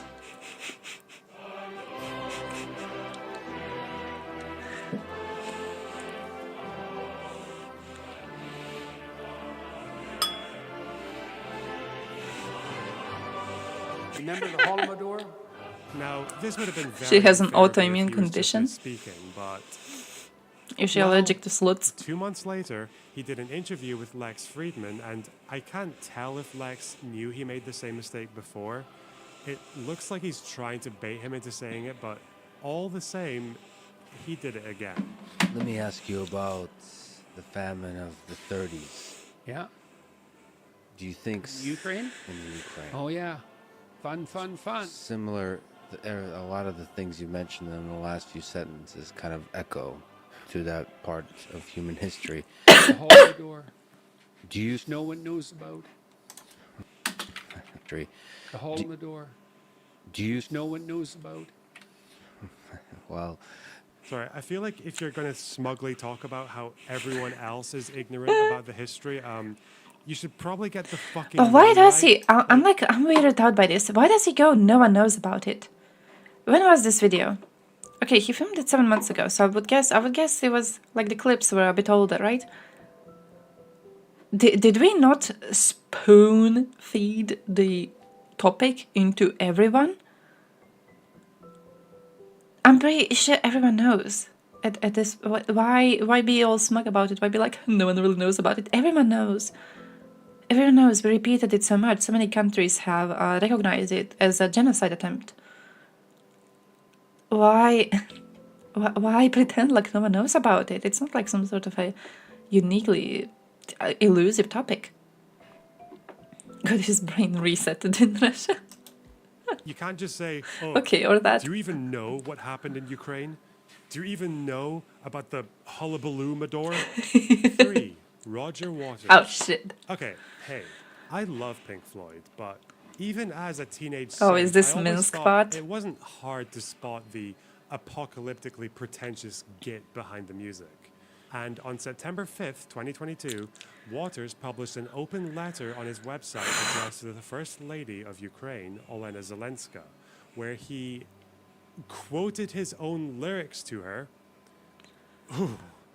insisted that his heart bleeds for her and all the Ukrainian and Russian families devastated by the war, and then followed up with, BBC.com quotes you as saying that if support for Ukraine is strong, the crisis will be shorter. I guess that might depend on what you mean by support for Ukraine. If by support for Ukraine you mean the West continuing to supply arms to the Kiev government's armies, I fear you may be tragically mistaken. Throwing fuel in the form of armaments into a firefight has never worked to shorten a war in the past, and it won't work now. Lend-Lease Act, fucking base. And after What is he pretending talking that about? Lend-Lease was never a thing during the Second World War, Waters proposed that Zelenska tells her husband, I guess, to implement his election promises and 1. End the civil war in the east and bring peace to the Donbass and partial autonomy to Donetsk and Luhansk, and 2. To ratify and implement the rest of the body of the Minsk II agreements. So there are a few problems with making these demands today, especially now that there have been a few developments since Zelensky's election in 2019, namely the big invasion, special Wait, in what? 2019, namely The platform upon which he won his historic landslide victory in the democratic elections. He stood on the election platform of the following promises. They were given partial autonomy, though.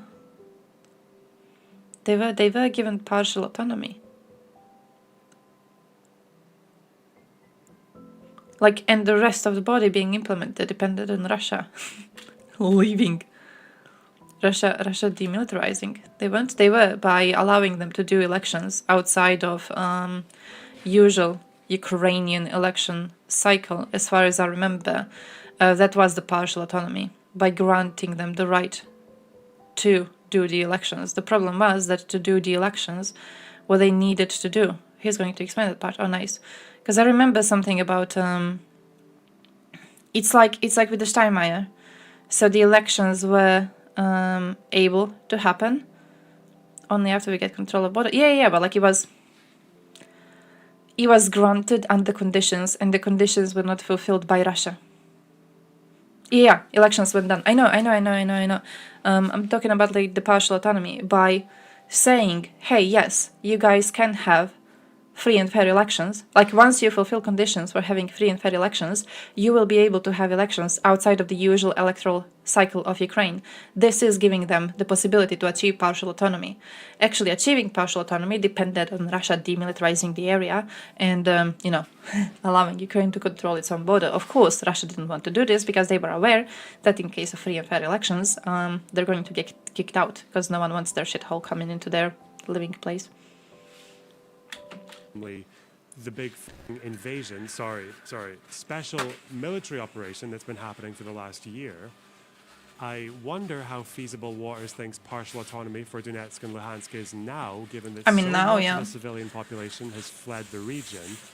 And now that in the same month that Waters wrote this letter, Russia annexed both of these territories, as well as Kherson and Zaporizhia. Regarding the Minsk Accords, which were signed in 2015 as an attempt to end the civil war in eastern Ukraine, well, it's true that the agreement wasn't upheld by either side.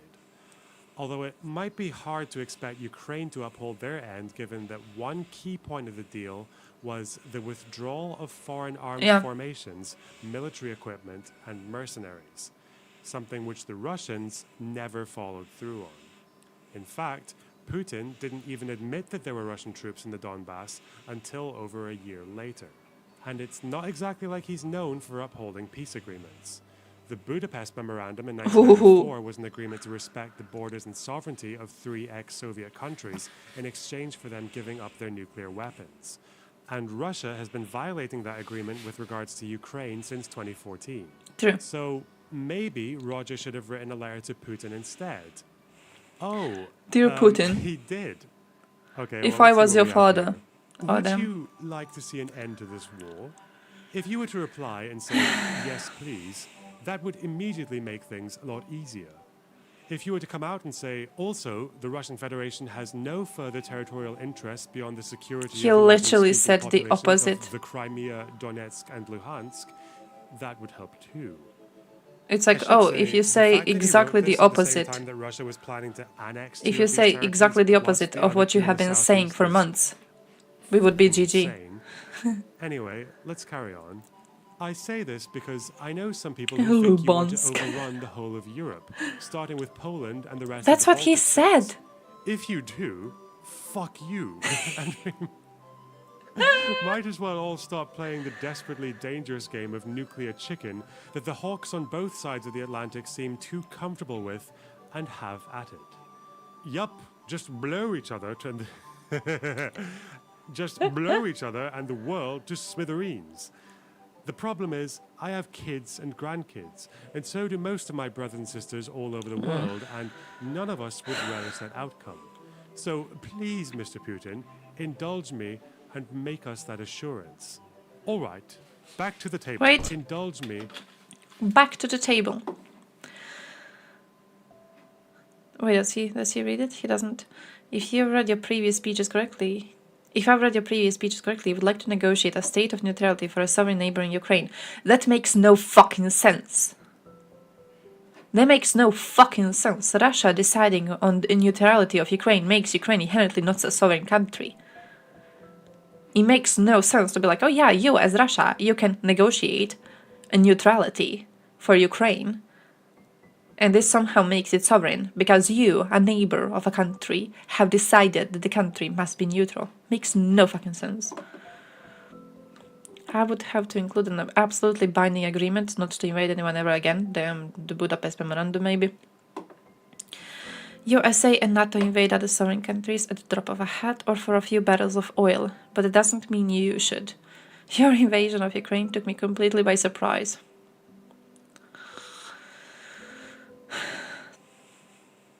If I was your father, I would beat you the fuck up. And make us that assurance.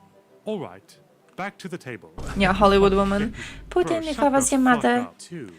Jackson Hinkle. Oh shit. Jackson Hinkle, seen here looking like a Fox News host, but done in. By the way, have you seen Jackson is in...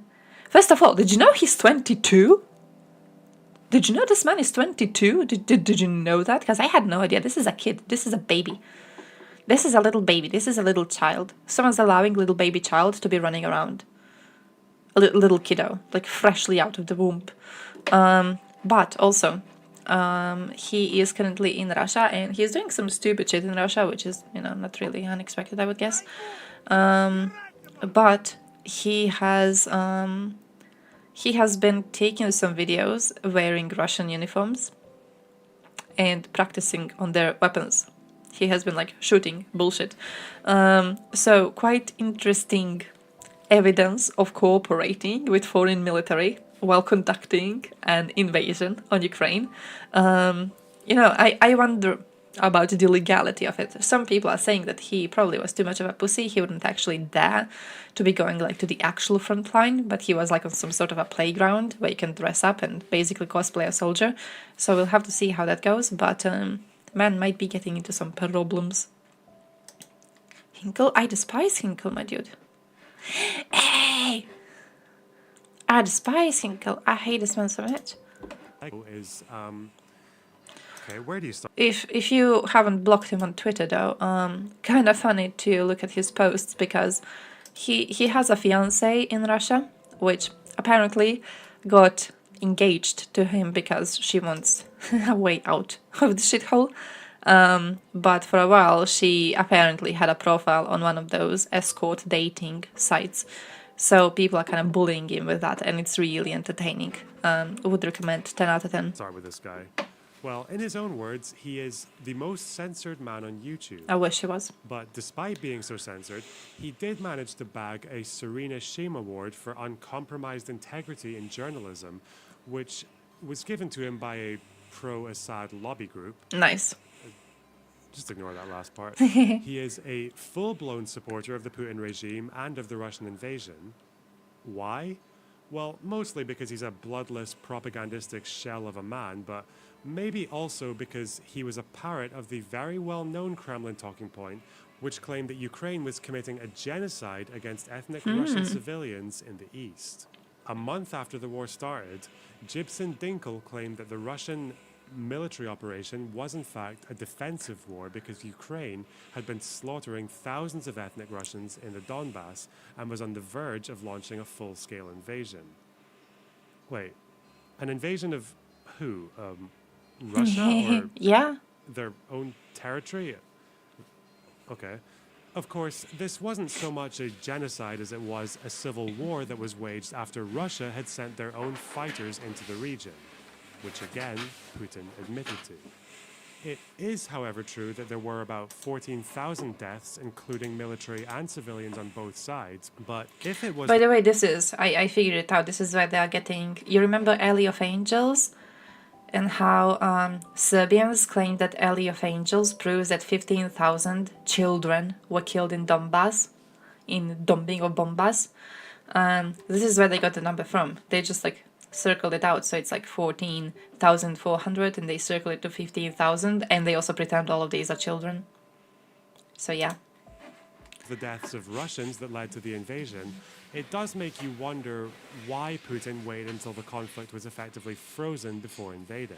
Between 2016 and 2022... This also fucking based, because I've seen lots of people posting this, that like today on one attack, in one fucking attack on Ukraine, Russia killed more civilians that died in occupied regions of Ukraine, like in the entirety of 2020, 2021, 2019, entirety of it. By shooting down MH17, they also killed a bunch of people all at once, making a huge chunk of civilian deaths. And yet, whenever people talk about civilian deaths, they pretend it was like Ukraine doing all of it. It's, I don't know, man.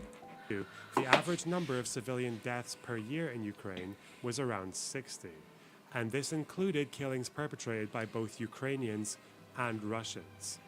And if Giblet Shingles really was bothered about civilian casualties, I can't imagine why... Yeah, I was trying to remember like how close to 200 it was. ...last year far exceeded that of the preceding 8 years in the Donbass. And given that most of the fighting has been in eastern Ukraine, that would also mean that a huge portion of those civilians killed by the Russian army will have incidentally been ethnic Russians. Which is not a good look for the person who is apparently so concerned about the slaughter of ethnic Russian civilians. Jorben Finkel. Which brings us to 1. Oh, it's Haas. I thought it would be Tucker Carlson. Haas, aka... I think they're talking about the convoy when the bodies of people were returned home. Bodies of people killed when Girkin's forces shot down MH17.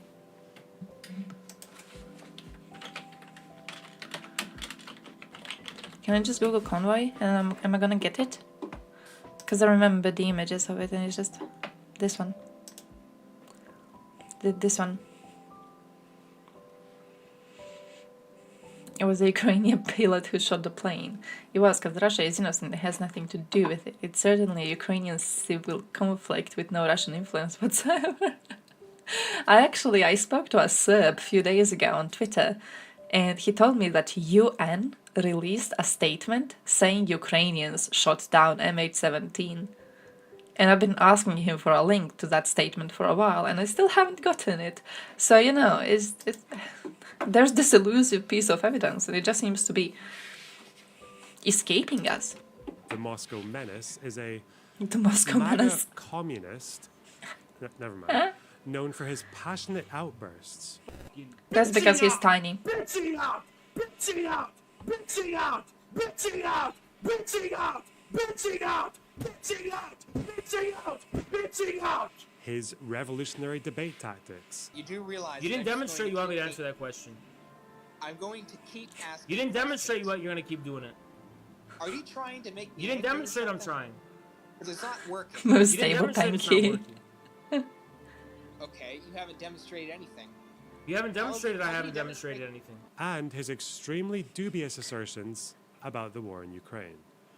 Take, for example, the I don't want to hear Ukrainian it. biolabs theory. I don't want to hear it. Now, this story, if you don't remember it, is a very good example of how there can be different interpretations of an issue that vary depending on how zany you're feeling. The truthful version of the story is unfortunately the most boring one. That in Ukraine there are a bunch of mostly ex-Soviet biolabs working with dangerous pathogens, where the Ukrainians have been openly carrying out cooperative research with the United States since 2005. The Kremlin version of this story is that the research being carried out in these labs, for example, this publicly accessible study on ectoparasites of bats, is actually an alarming security concern that might be related to terrorism. Ooh. Something which is yet to be proven 1 year into the war, but we'll come back to that. And the Has version of the story is... Oh no. Well... The Ukrainian government was literally hosting U.S. bioterrorism and U.S. biological warfare laboratories on its fucking soil. And you're telling me that the Ukrainian government was not anti-Russian? Pepe Escobar would probably come on your show. You're telling me they're not anti-Russian? They're connecting Russian DNA on Ukrainian soil for developing bioweapons, and the Ukrainian government was hosting this. I love his chat. I love his chat. This dude's like, so what? They have every right to do that.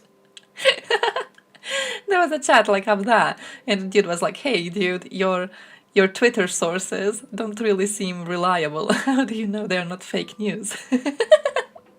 A biolab is not bioterrorism, you peanut brain. But also the idea that somehow they are making these bioweapons which are supposed to be targeting specifically Russians, but also at the same time Russians and Ukrainians are the same nation. I kind of love that. I would love to see someone ask Putin about this, like how can we get like an explanation? How are you the same, but then also your genes are being targeted and not Ukrainian ones? How does this work out? Does Nazism like neutralize it? So fucking much that they were developing biological weapons that would specifically target Russian DNA. Now, it's difficult to stay too angry at Has in particular. He was one of several streamers who was banned from Twitch for spreading Russian propaganda, and his career Toilet does seats? seem to have been fairly stagnant ever since. We put the virus But in it toilet does water. point to something a bit They're like more dogs. sinister They think about it's the good to Russian drink. media machine. It's questionable whether Kremlin propaganda is really even supposed to Anti-Russian gay convince bombs. anyone. Most of the Is time, it that looks why like we they're saw barely their even soldiers trying. sucking I mean, each other what off? the f is this? It's the gay This is bumps. footage of the Bucha massacre that just has the word fake written across it. Is anyone really falling for this? Yes. Well, maybe, but that isn't necessarily the point. One of the theories of Russian media is that they operate around a kind of postmodernist relativism. The perspective they want people to hold is that all media outlets lie. Mhm. All of it is bullshit, and because of that, there is no absolute truth. We True. have our reality. By the way, that and is they what they're have trying. theirs. Vlad Vexler explained this very well. Yeah, Dugin too. We in Russia, we could use postmodernity in order to explain to the West that if any truth is relative, so we have our special Russian truth that you need to accept as something that maybe is not your truth. Even if it's not true. But if the truth is relative, Even if it's not the point truth. of media material like this is not so much to change minds. It's like how but he's to sow accepting the doubt. idea his daughter And is anything Russia is flying accused like of an doing, eagle. they can accuse someone else of doing the same thing. If they can't have a monopoly on truth and power, neither can anyone else. if you affirm that the West says the truth and Russia says lie, I would respond, Russia says truth, that this truth is absolutely. Yeah, Leonard Box is amazing. I didn't expect him to be so based on this, to be honest. If I say to you, Western journalists I was are very, all very biased, surprised first few times I saw his try to tell streams. the truth, whereas Russian TV has gone through the other side. And if you say that Soft R like Texas if accent. you say that Texas. Western TV is sometimes biased, What do Texas people say? sometimes not, I would say Russian TV is God save the sometimes Leonard Box. biased, sometimes not. God If books. you say we are sometimes not Sacred books. biased, but you are always biased, I would say exactly. You are sometimes biased, we are so sometimes we're not always biased. exactly equal. Absolutely, and that is multipolarity. Of course, what's incredibly sad is that Russian figureheads can be strangely transparent about this, but there's Just saying, somehow his no pants shortage don't of seem to people fit who are properly. willing to eat it up anyway. This story about the biolabs was brought up fairly early in the war. Mhm. Now that the Russian army has been in Ukraine for a year and no biochemical attacks have taken place, Dugin? that story about the labs seems to have fallen off the face of the earth. And it was always going to, because it was obviously bullshit. But I don't think people should forget Multipolarity is just how Hassan's many favorite people word. bought into it. Glenn Greenwald Man just pushed gobbled this up story. everything Dugin is Russell saying, didn't he? Brand pushed it. Tucker Carlson, Charlie Kirk, Michael Knowles, Tim Pool all pushed it. Ben Shapiro hardly refuted it. Oh. Gigachad. Of course, there won't be any retractions from any of these wankers. They'll jump onto the next Thank you, collection Ben of batshit Shapiro. conspiracy Never theories thought I and would say quietly that. move on What's when Ben it turns out Shapiro's they don't view have on a Russian leg to invasion? stand on. But if you can remind Is he people based? about it every now and then, surely that doesn't hurt. Is it If based? you like this video, you can Impossible. You can support me on Patreon. You can Ben Shapiro on Ukraine. Huh. Lucid leftists. You don't meet many of them around. Best and worst case scenarios. Tucker is wrong about Ukraine.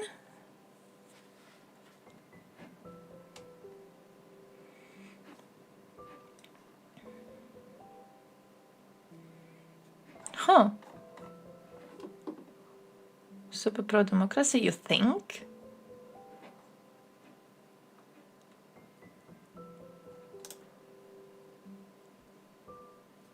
Final question for you. Obviously, the Ukraine war has become a point of serious political contention in the United States. Support for Ukraine by the United States government. And one of the points of contention has revolved around religion. So there have been people, He's including talking about Tucker religion. Carlson, for example, who have suggested that there's a widespread crackdown on religious freedom in Ukraine, that Ukraine is effectively a stand-in for secular leftism, while Russia stands for a more traditional approach to social issues. For example, Putin has tried to mirror that same imagery, part of religion, or is that aimed at a church that he of the appearance of religiosity as a vehicle for soft diplomacy and the appearance of conservative values. He speaks so weirdly, but I don't really care about religion. I don't really care about religion. The Akanda Shapiro's Ukraine nuclear war take. Are we allowed to show Destiny on stream because he's banned?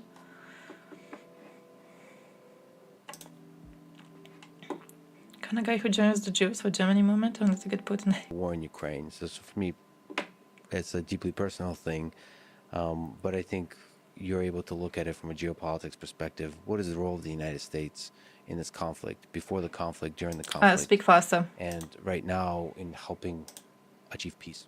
I think before the conflict, the big problem is that the West took almost the worst possible view, which was encourage Ukraine to keep trying to join NATO and the EU, but don't let them in. And so what that does is it achieves the purpose of getting Russia really, really, really ticked off and feeling threatened, but also does not give any of the protections of NATO or the EU to Ukraine. I mean, Zelensky is on film when he was a comedy actor making that exact joke, right? Like, he has Merkel on the other line, and she's like, "Oh, welcome to NATO," and he's like, "Great." She's like, "Wait, is this Ukraine on the line?"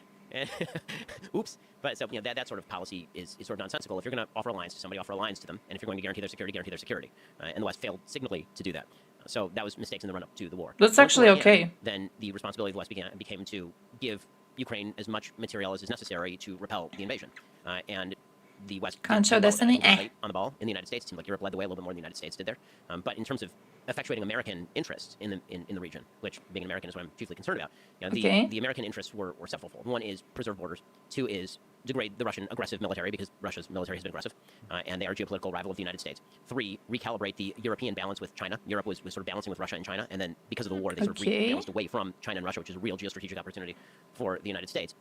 It seemed like most of those goals have already been achieved at this point for the United States. And so then the question becomes, what's the off-ramp here? And what is the thing you're trying to prevent? So what's the best opportunity? What's the best case scenario? What's the worst case scenario? And then what's realistic? So best case scenario is Ukraine forces Russia entirely out of Ukraine, including Luhansk, Donetsk, and Crimea, right? That's the best case scenario. Virtually no one thinks that's accomplishable, including the United States, right? The White House has basically said as much. It's difficult to imagine, particularly Crimea, the Russians being forced out of Crimea. His sister is basically the fanboy Photoshop of him. Luhansk and Donetsk. But the idea they're going to be able to push the entire Russian army completely back to the Russian borders, that would be, at best, a very, very long and difficult slog.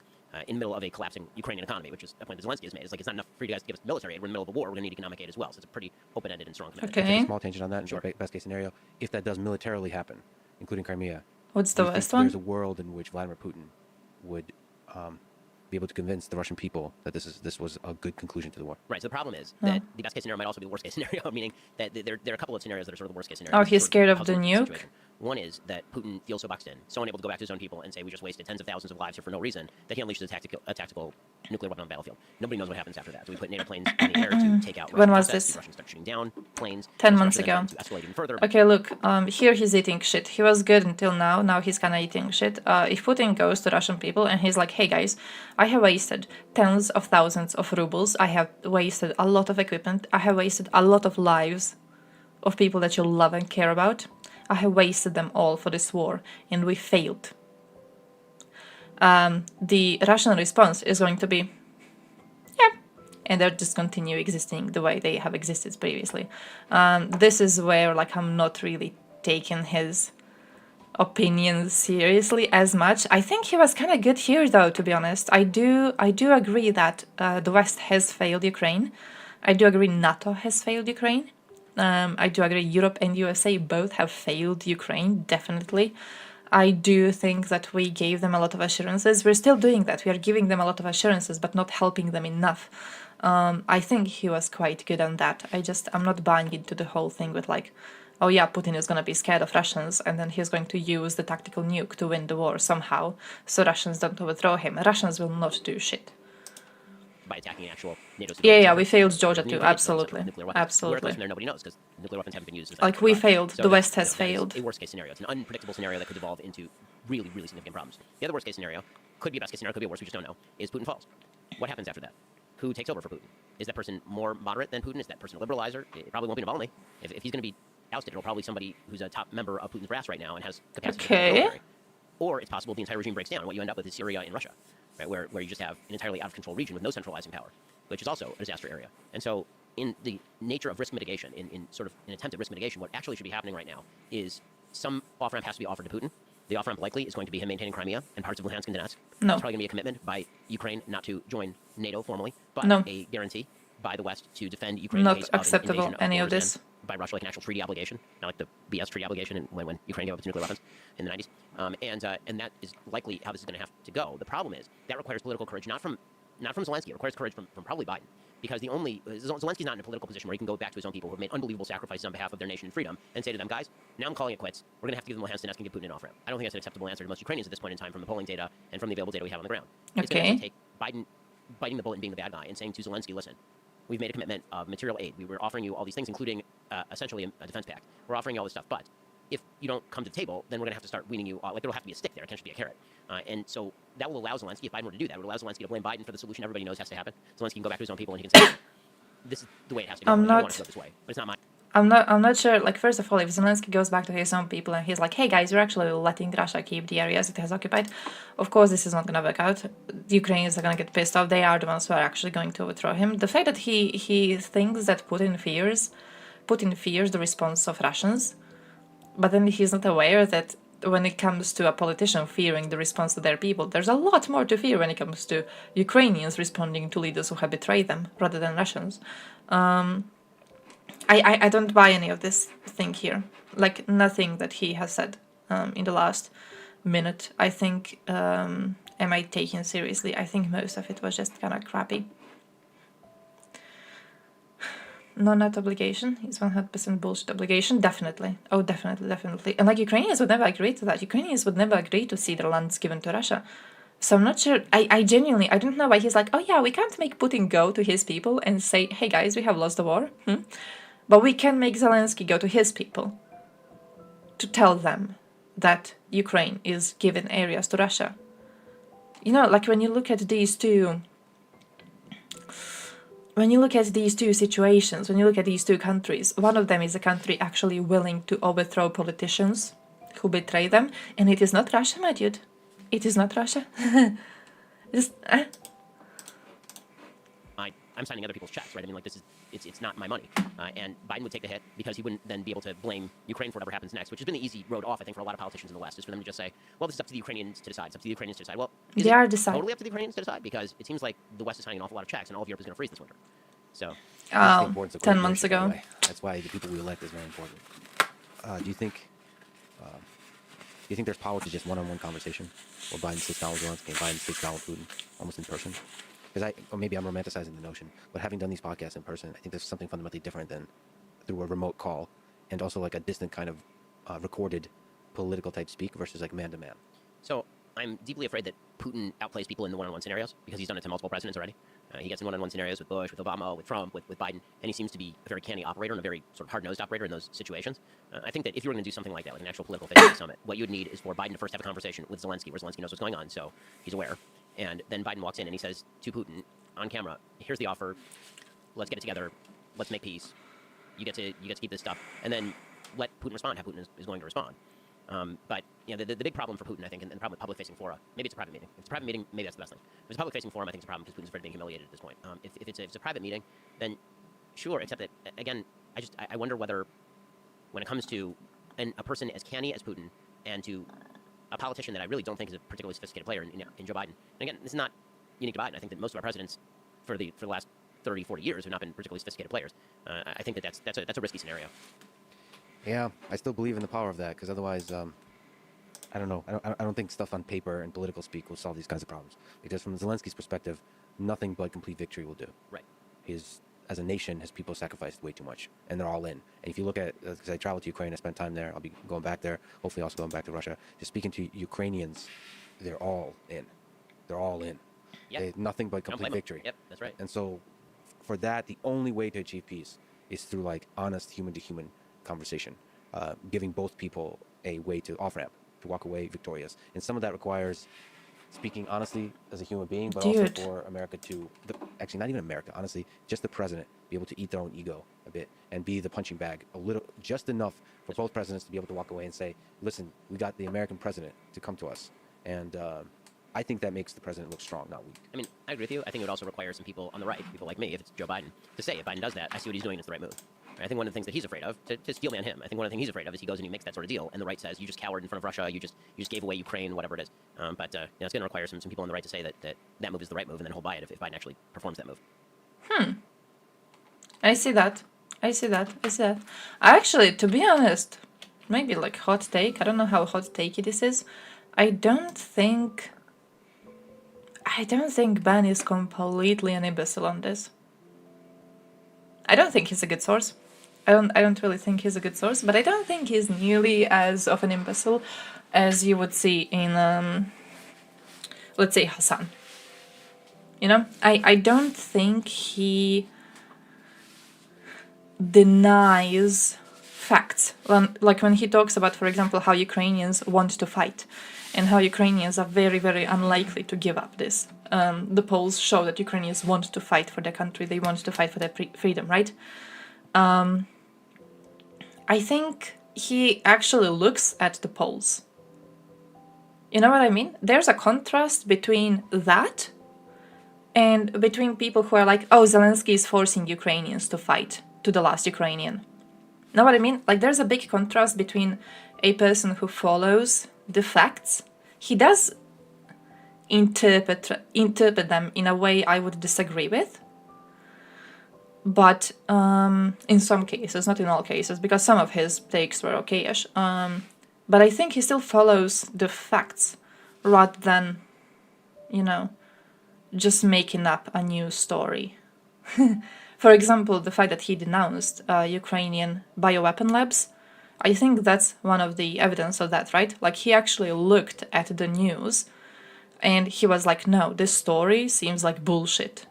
It seems like bullshit. All of this seems made up. So I'm going to go on my show and I'm going to say it's made up. And he went on his show and he said it's made up.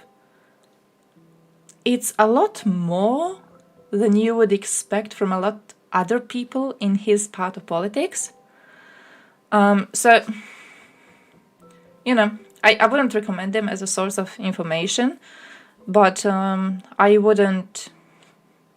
I think there's other people to hate a bit more. Ben's opinion can be changed. Hey, I don't know if that's true. I've never... I don't follow him enough. I don't follow the man enough. I'm pretty sure that if we look at his opinions on, like, traditional lifestyles, abortions, sex education, stuff like that. Didn't he write that one tweet about, like, his doctor wife saying that if you have a wet pussy, you might be having a medical condition? You know, I'm pretty sure we would disagree on a lot of things. But at least I can respect the fact that he's not being like, oh yeah, guys, Zelensky is forcing Ukrainians to fight to the last Ukrainian. You guys don't remember that? Was that not him? I'm pretty sure it was him. I'm pretty sure it was him. Like, my wife, who is a doctor. Fuck, now I have to find it. My wife, doctor. It was him, right? I don't think he got the proper man. Yeah, dry ass pussy. Bragging about his wife's dry ass pussy.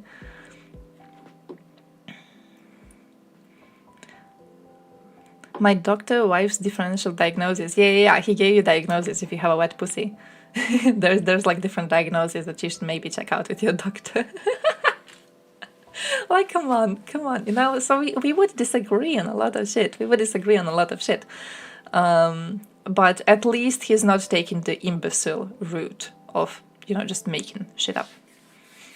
I don't know what his views... I don't even know what Jewish views on abortion are, to be completely honest.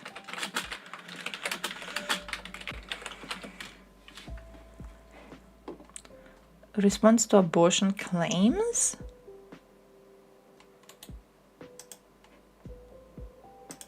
Online scholar? What is that?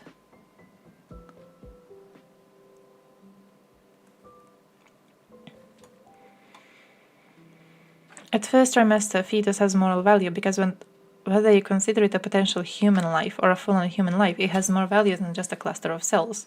If left to its natural process, it will grow into a baby. So the real question is, where do you draw the line? So you're going to draw the line at the heartbeat, because it's very hard to draw the line at heartbeat. There are people who are adults who are alive because of a pacemaker. They need some sort of outside force generating the heartbeat. Are you going to do it based on brain function? Okay, well, what about people who are in a coma? Should we just kill them? So he's trying to figure out.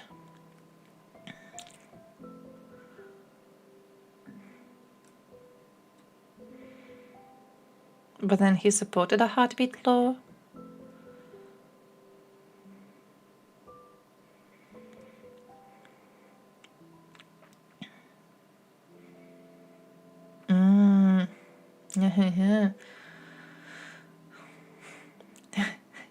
Didn't he admit his wife not having an orgasm with him as well? Oh, holy shit. It reminds me of those Reddit incels. You know that there's a accepted opinion in Reddit incel community that women can't experience an orgasm, and it's a lie. Like the whole idea of women experiencing an orgasm is a lie made up to make men feel bad, because they will not be able to make the woman achieve an orgasm while they are in bed with her, and then they're going to feel bad about not making her achieve an orgasm.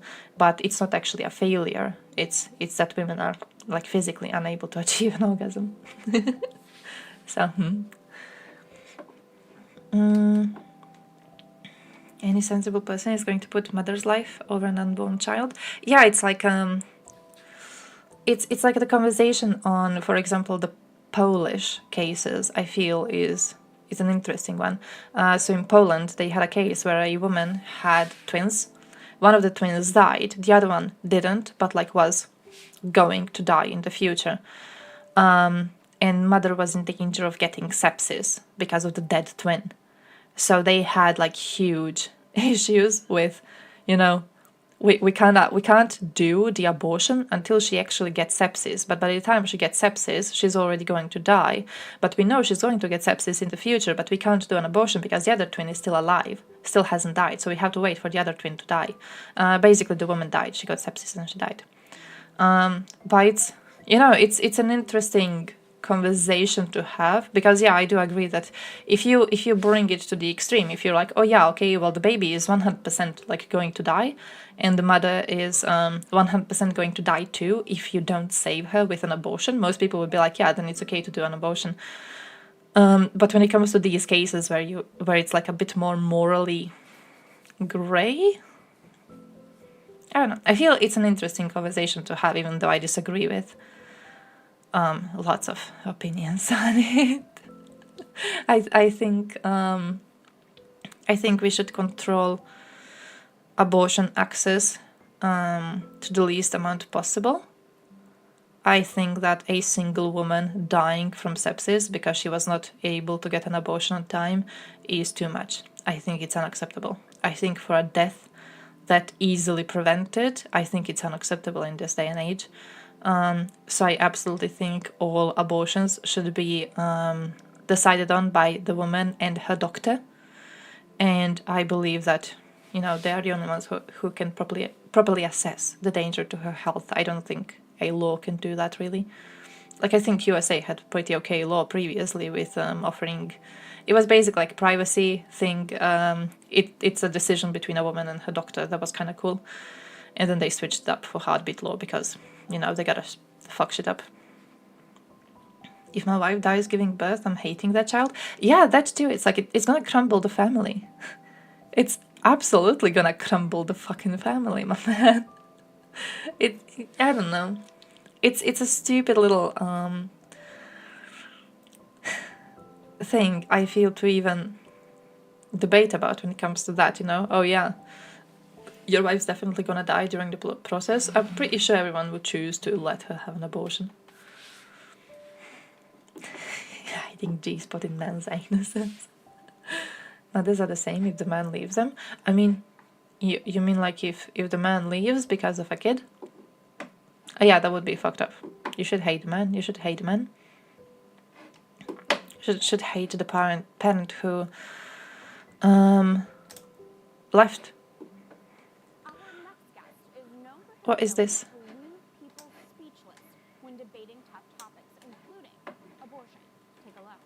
You see the other person, that little one? Oh, that has always been kind of fucked up to me.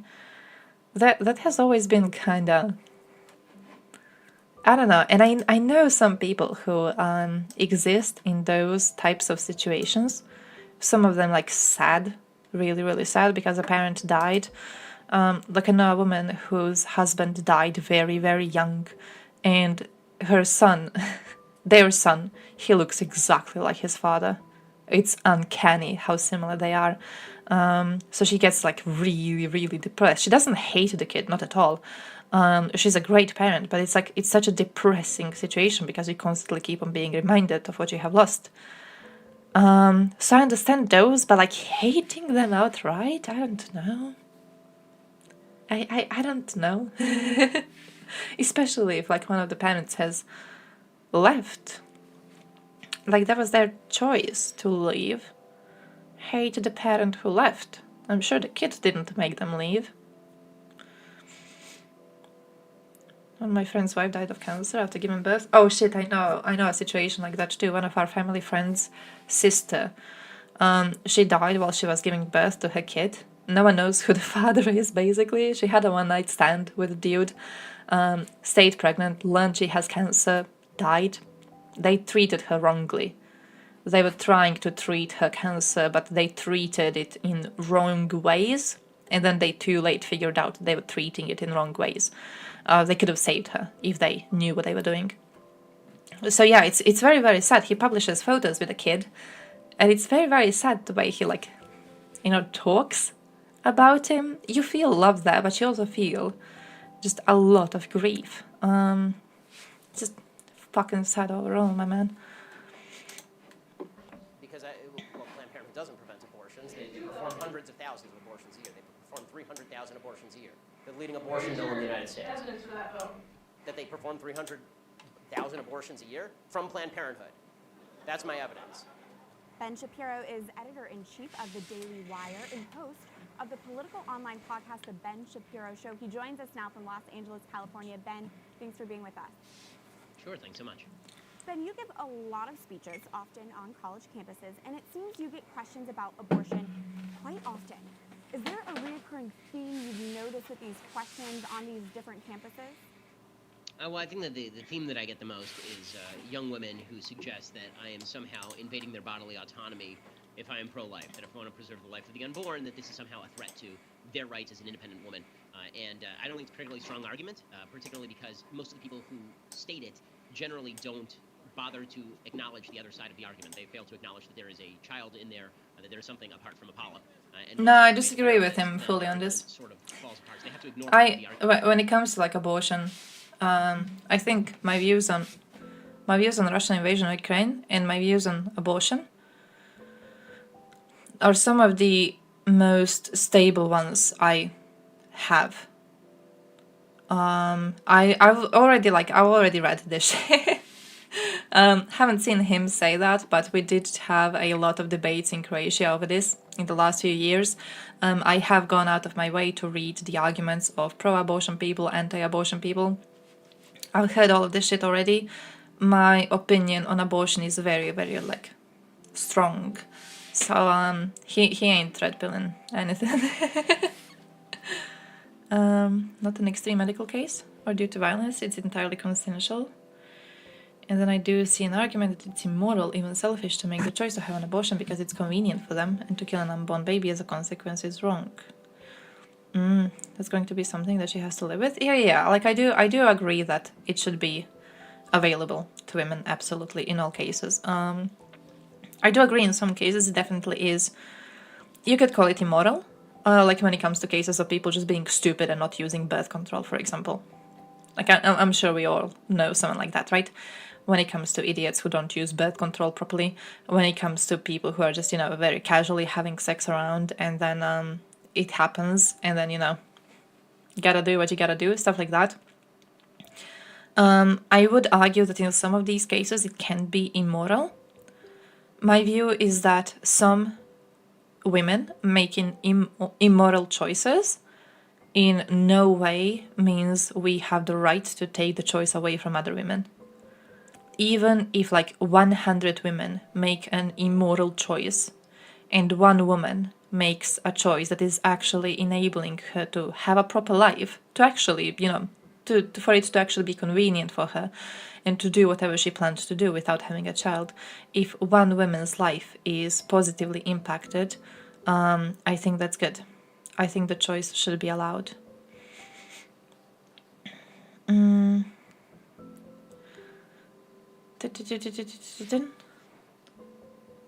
Importance of demographic crisis.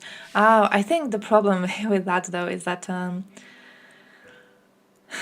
if you push people into having children they do not want to have or that are not convenient for them to have at a certain point, I think you are creating more issues.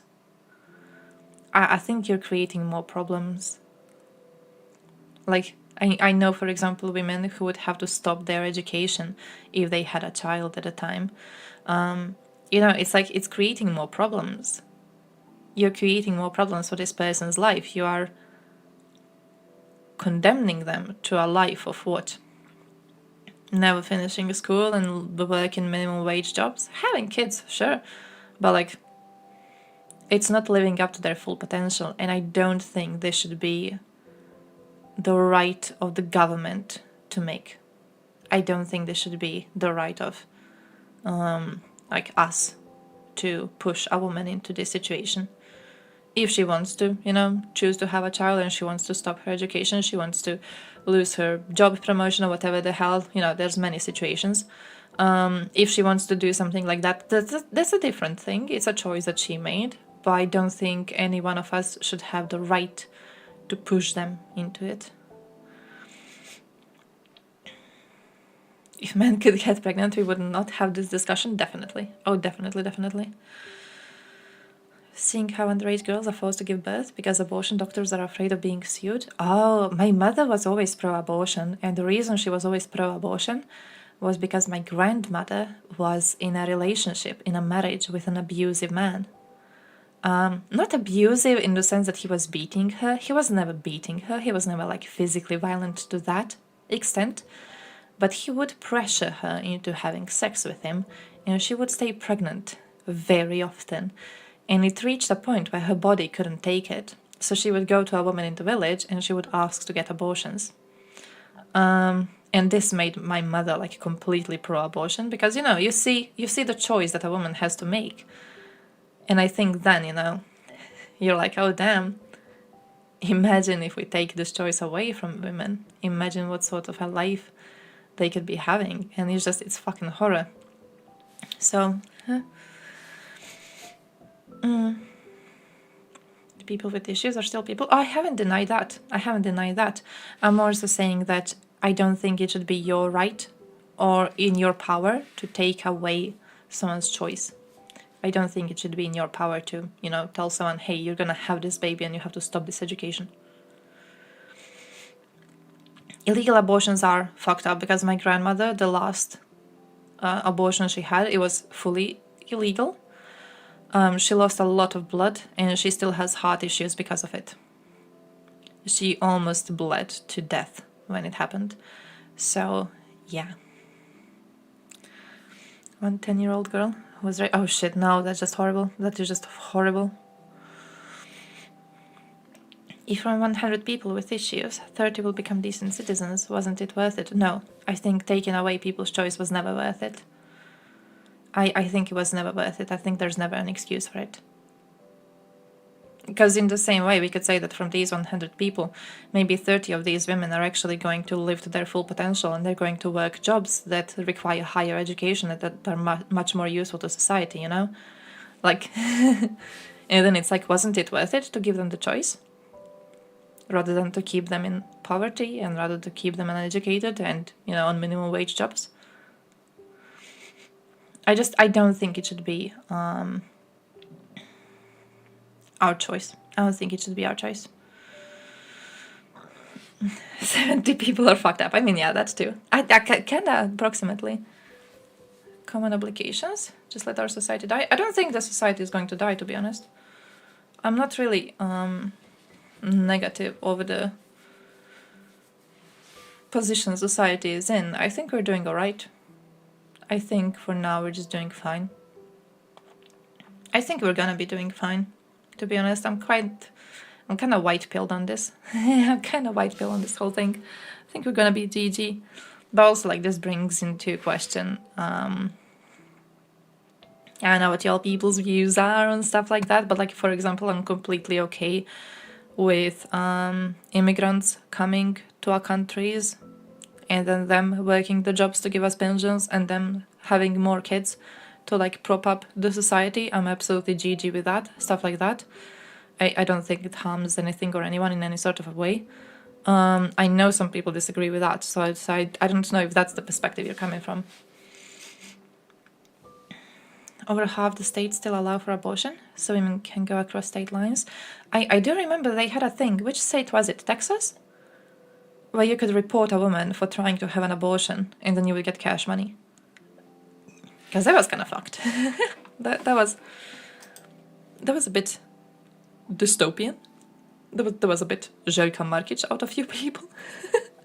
I didn't really expect to see it happen. We live beside lunacy nation that wants that. Okay, yeah, that's true. But like, is that going to be helped by forcing people to have kids that they don't really want? Yeah. I don't know. I feel like it's much better if we just allow people to make these choices for themselves. You're still watching Ben? He's paused. He's been paused for a while. A state cannot enforce any laws that are broken outside its own border. Oh, it could be that too. I didn't know about that. By the way, we didn't get to watch zombie stories. I have to leave soon. We have to go raid EP.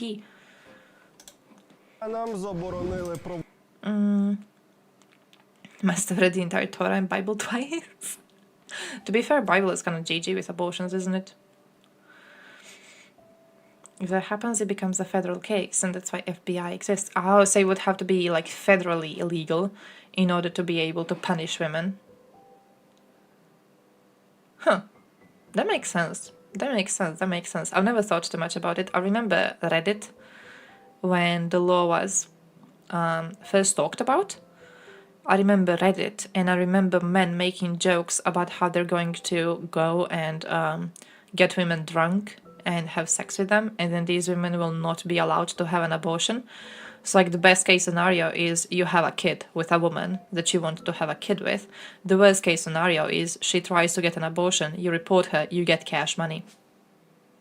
Yeah, so if you commit pedophilia in a foreign country, you will be prosecuted in the US by US law. Oh, because it's like federally illegal? Draft everyone, but make delay for each pregnancy and lift obligation if women give birth to 3 kids. Oh yeah, I'm fully okay with drafting everyone.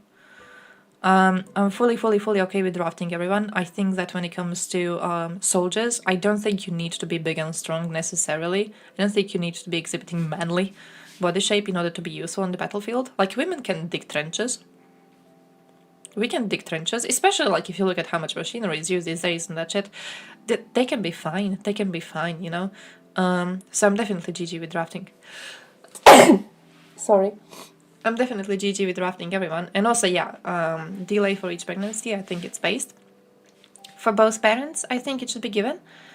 And then if you have more kids, you should be allowed to not be drafted anymore. I think that's okay. Like, I genuinely think that's okay.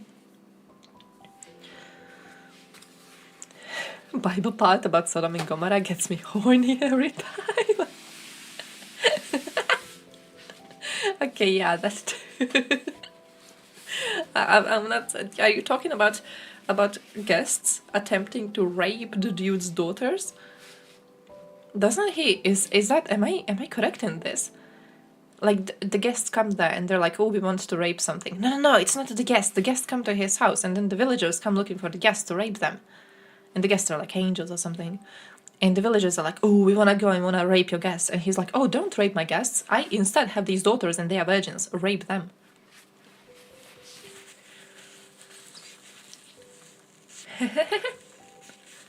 Lot was kinky, that's true. Having women for frontline troops is gonna pump up sexual violence war crimes? Could. Yeah, it could. One thing is that Russians have been found by the newest UN report, by the way, to be sexually abusing men too. So they're doing it regardless. They're doing it regardless. They're pieces of shit regardless. But yes, it would. I feel like it would have a very, very negative effect, definitely.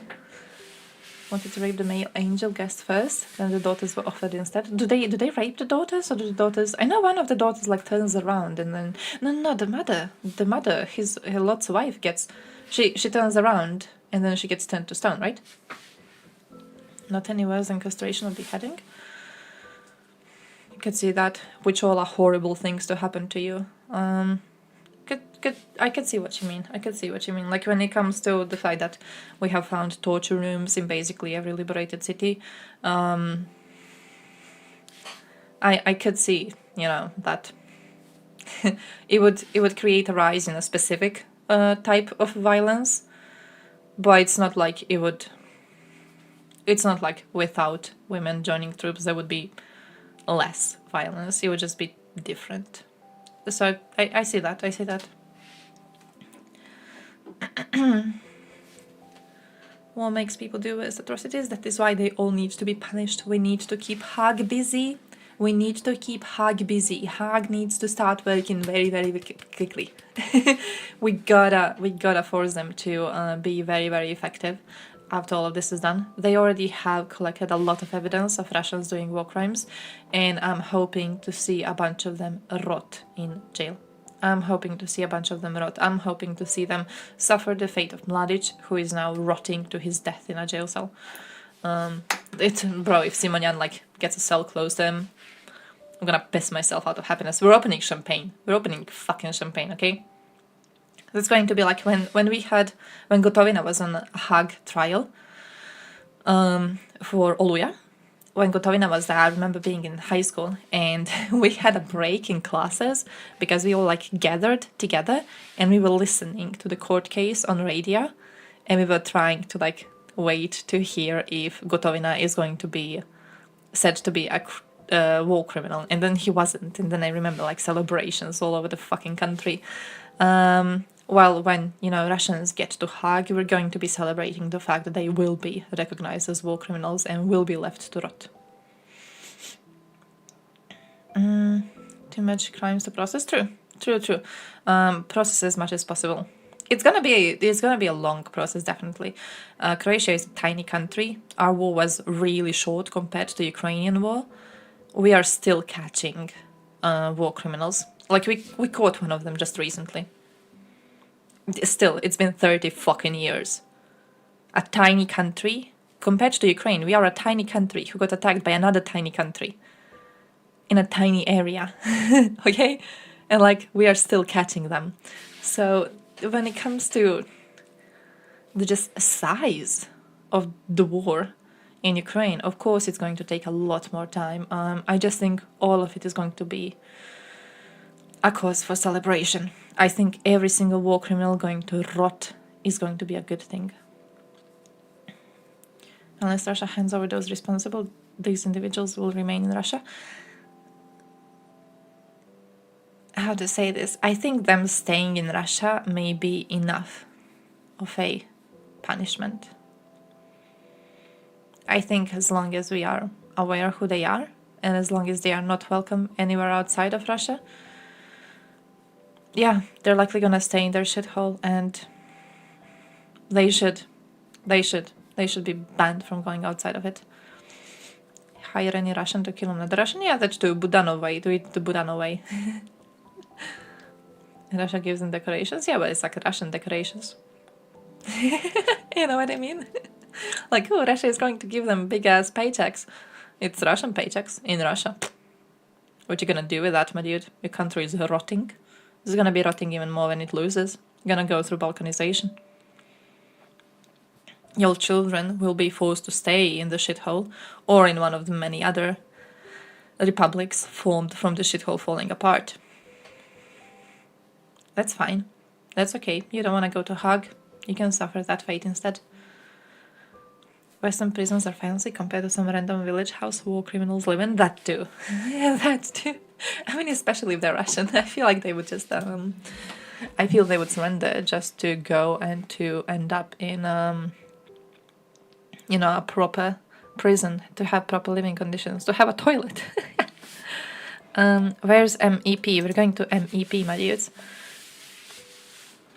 Project-based actions. I think all war criminals should either go out his way or rot in a jail cell, like what's his stupid name? Mladic does. I think it was a good decision coming from him. Wouldn't be too against it. Let me go do a raid, by the way. Why is my Twitter glitching? stop being under Okay. unity and Okay, become, okay, okay. qualified majority. Mladic is a sick man. Mladic is a sick man, definitely. I'm absolutely happy that he's rotting away, my man. Absolutely happy he's rotting. Oh, criminals are bastards? I mean, yeah. Like, the thing is, it's like here, if you look at our relationship with war criminals, I think I mentioned this before, but there's a lot of war criminals who are still walking around freely because they agreed to give certain information to Hague, and then, you know, they have been released. They have cooperated with the court, stuff like that. I personally, morally, I am absolutely against that. I think they all should be rotting in jail. You will be seeing lots of cases like that, lots of people betraying each other to not get the prison sentence and to still have access to the West, you know, wanting apartments in France and shit like that. You will be seeing a lot of it. I still just really want Hague to start working. I want to see Simonian shit her pants. That's what I want to do. I want to see her shit her pants. I want to see Solovyov cry live while he's talking about the fact he has to go to court. I wanna experience all of it, my dude. I'll give you an example. Finality of punishment? I'm not sure I'm familiar with the concept. Could Google it. Could Google it. We do have to do a raid in a few seconds. More jail time for killing second victim? By going from 50 to 5,000 won't change anything. Ah. They should all rot. Raid in 3 seconds. See you tomorrow, guys. Love you very much. But you also have legitimate arguments in saying that foreign affairs should remain a veto area.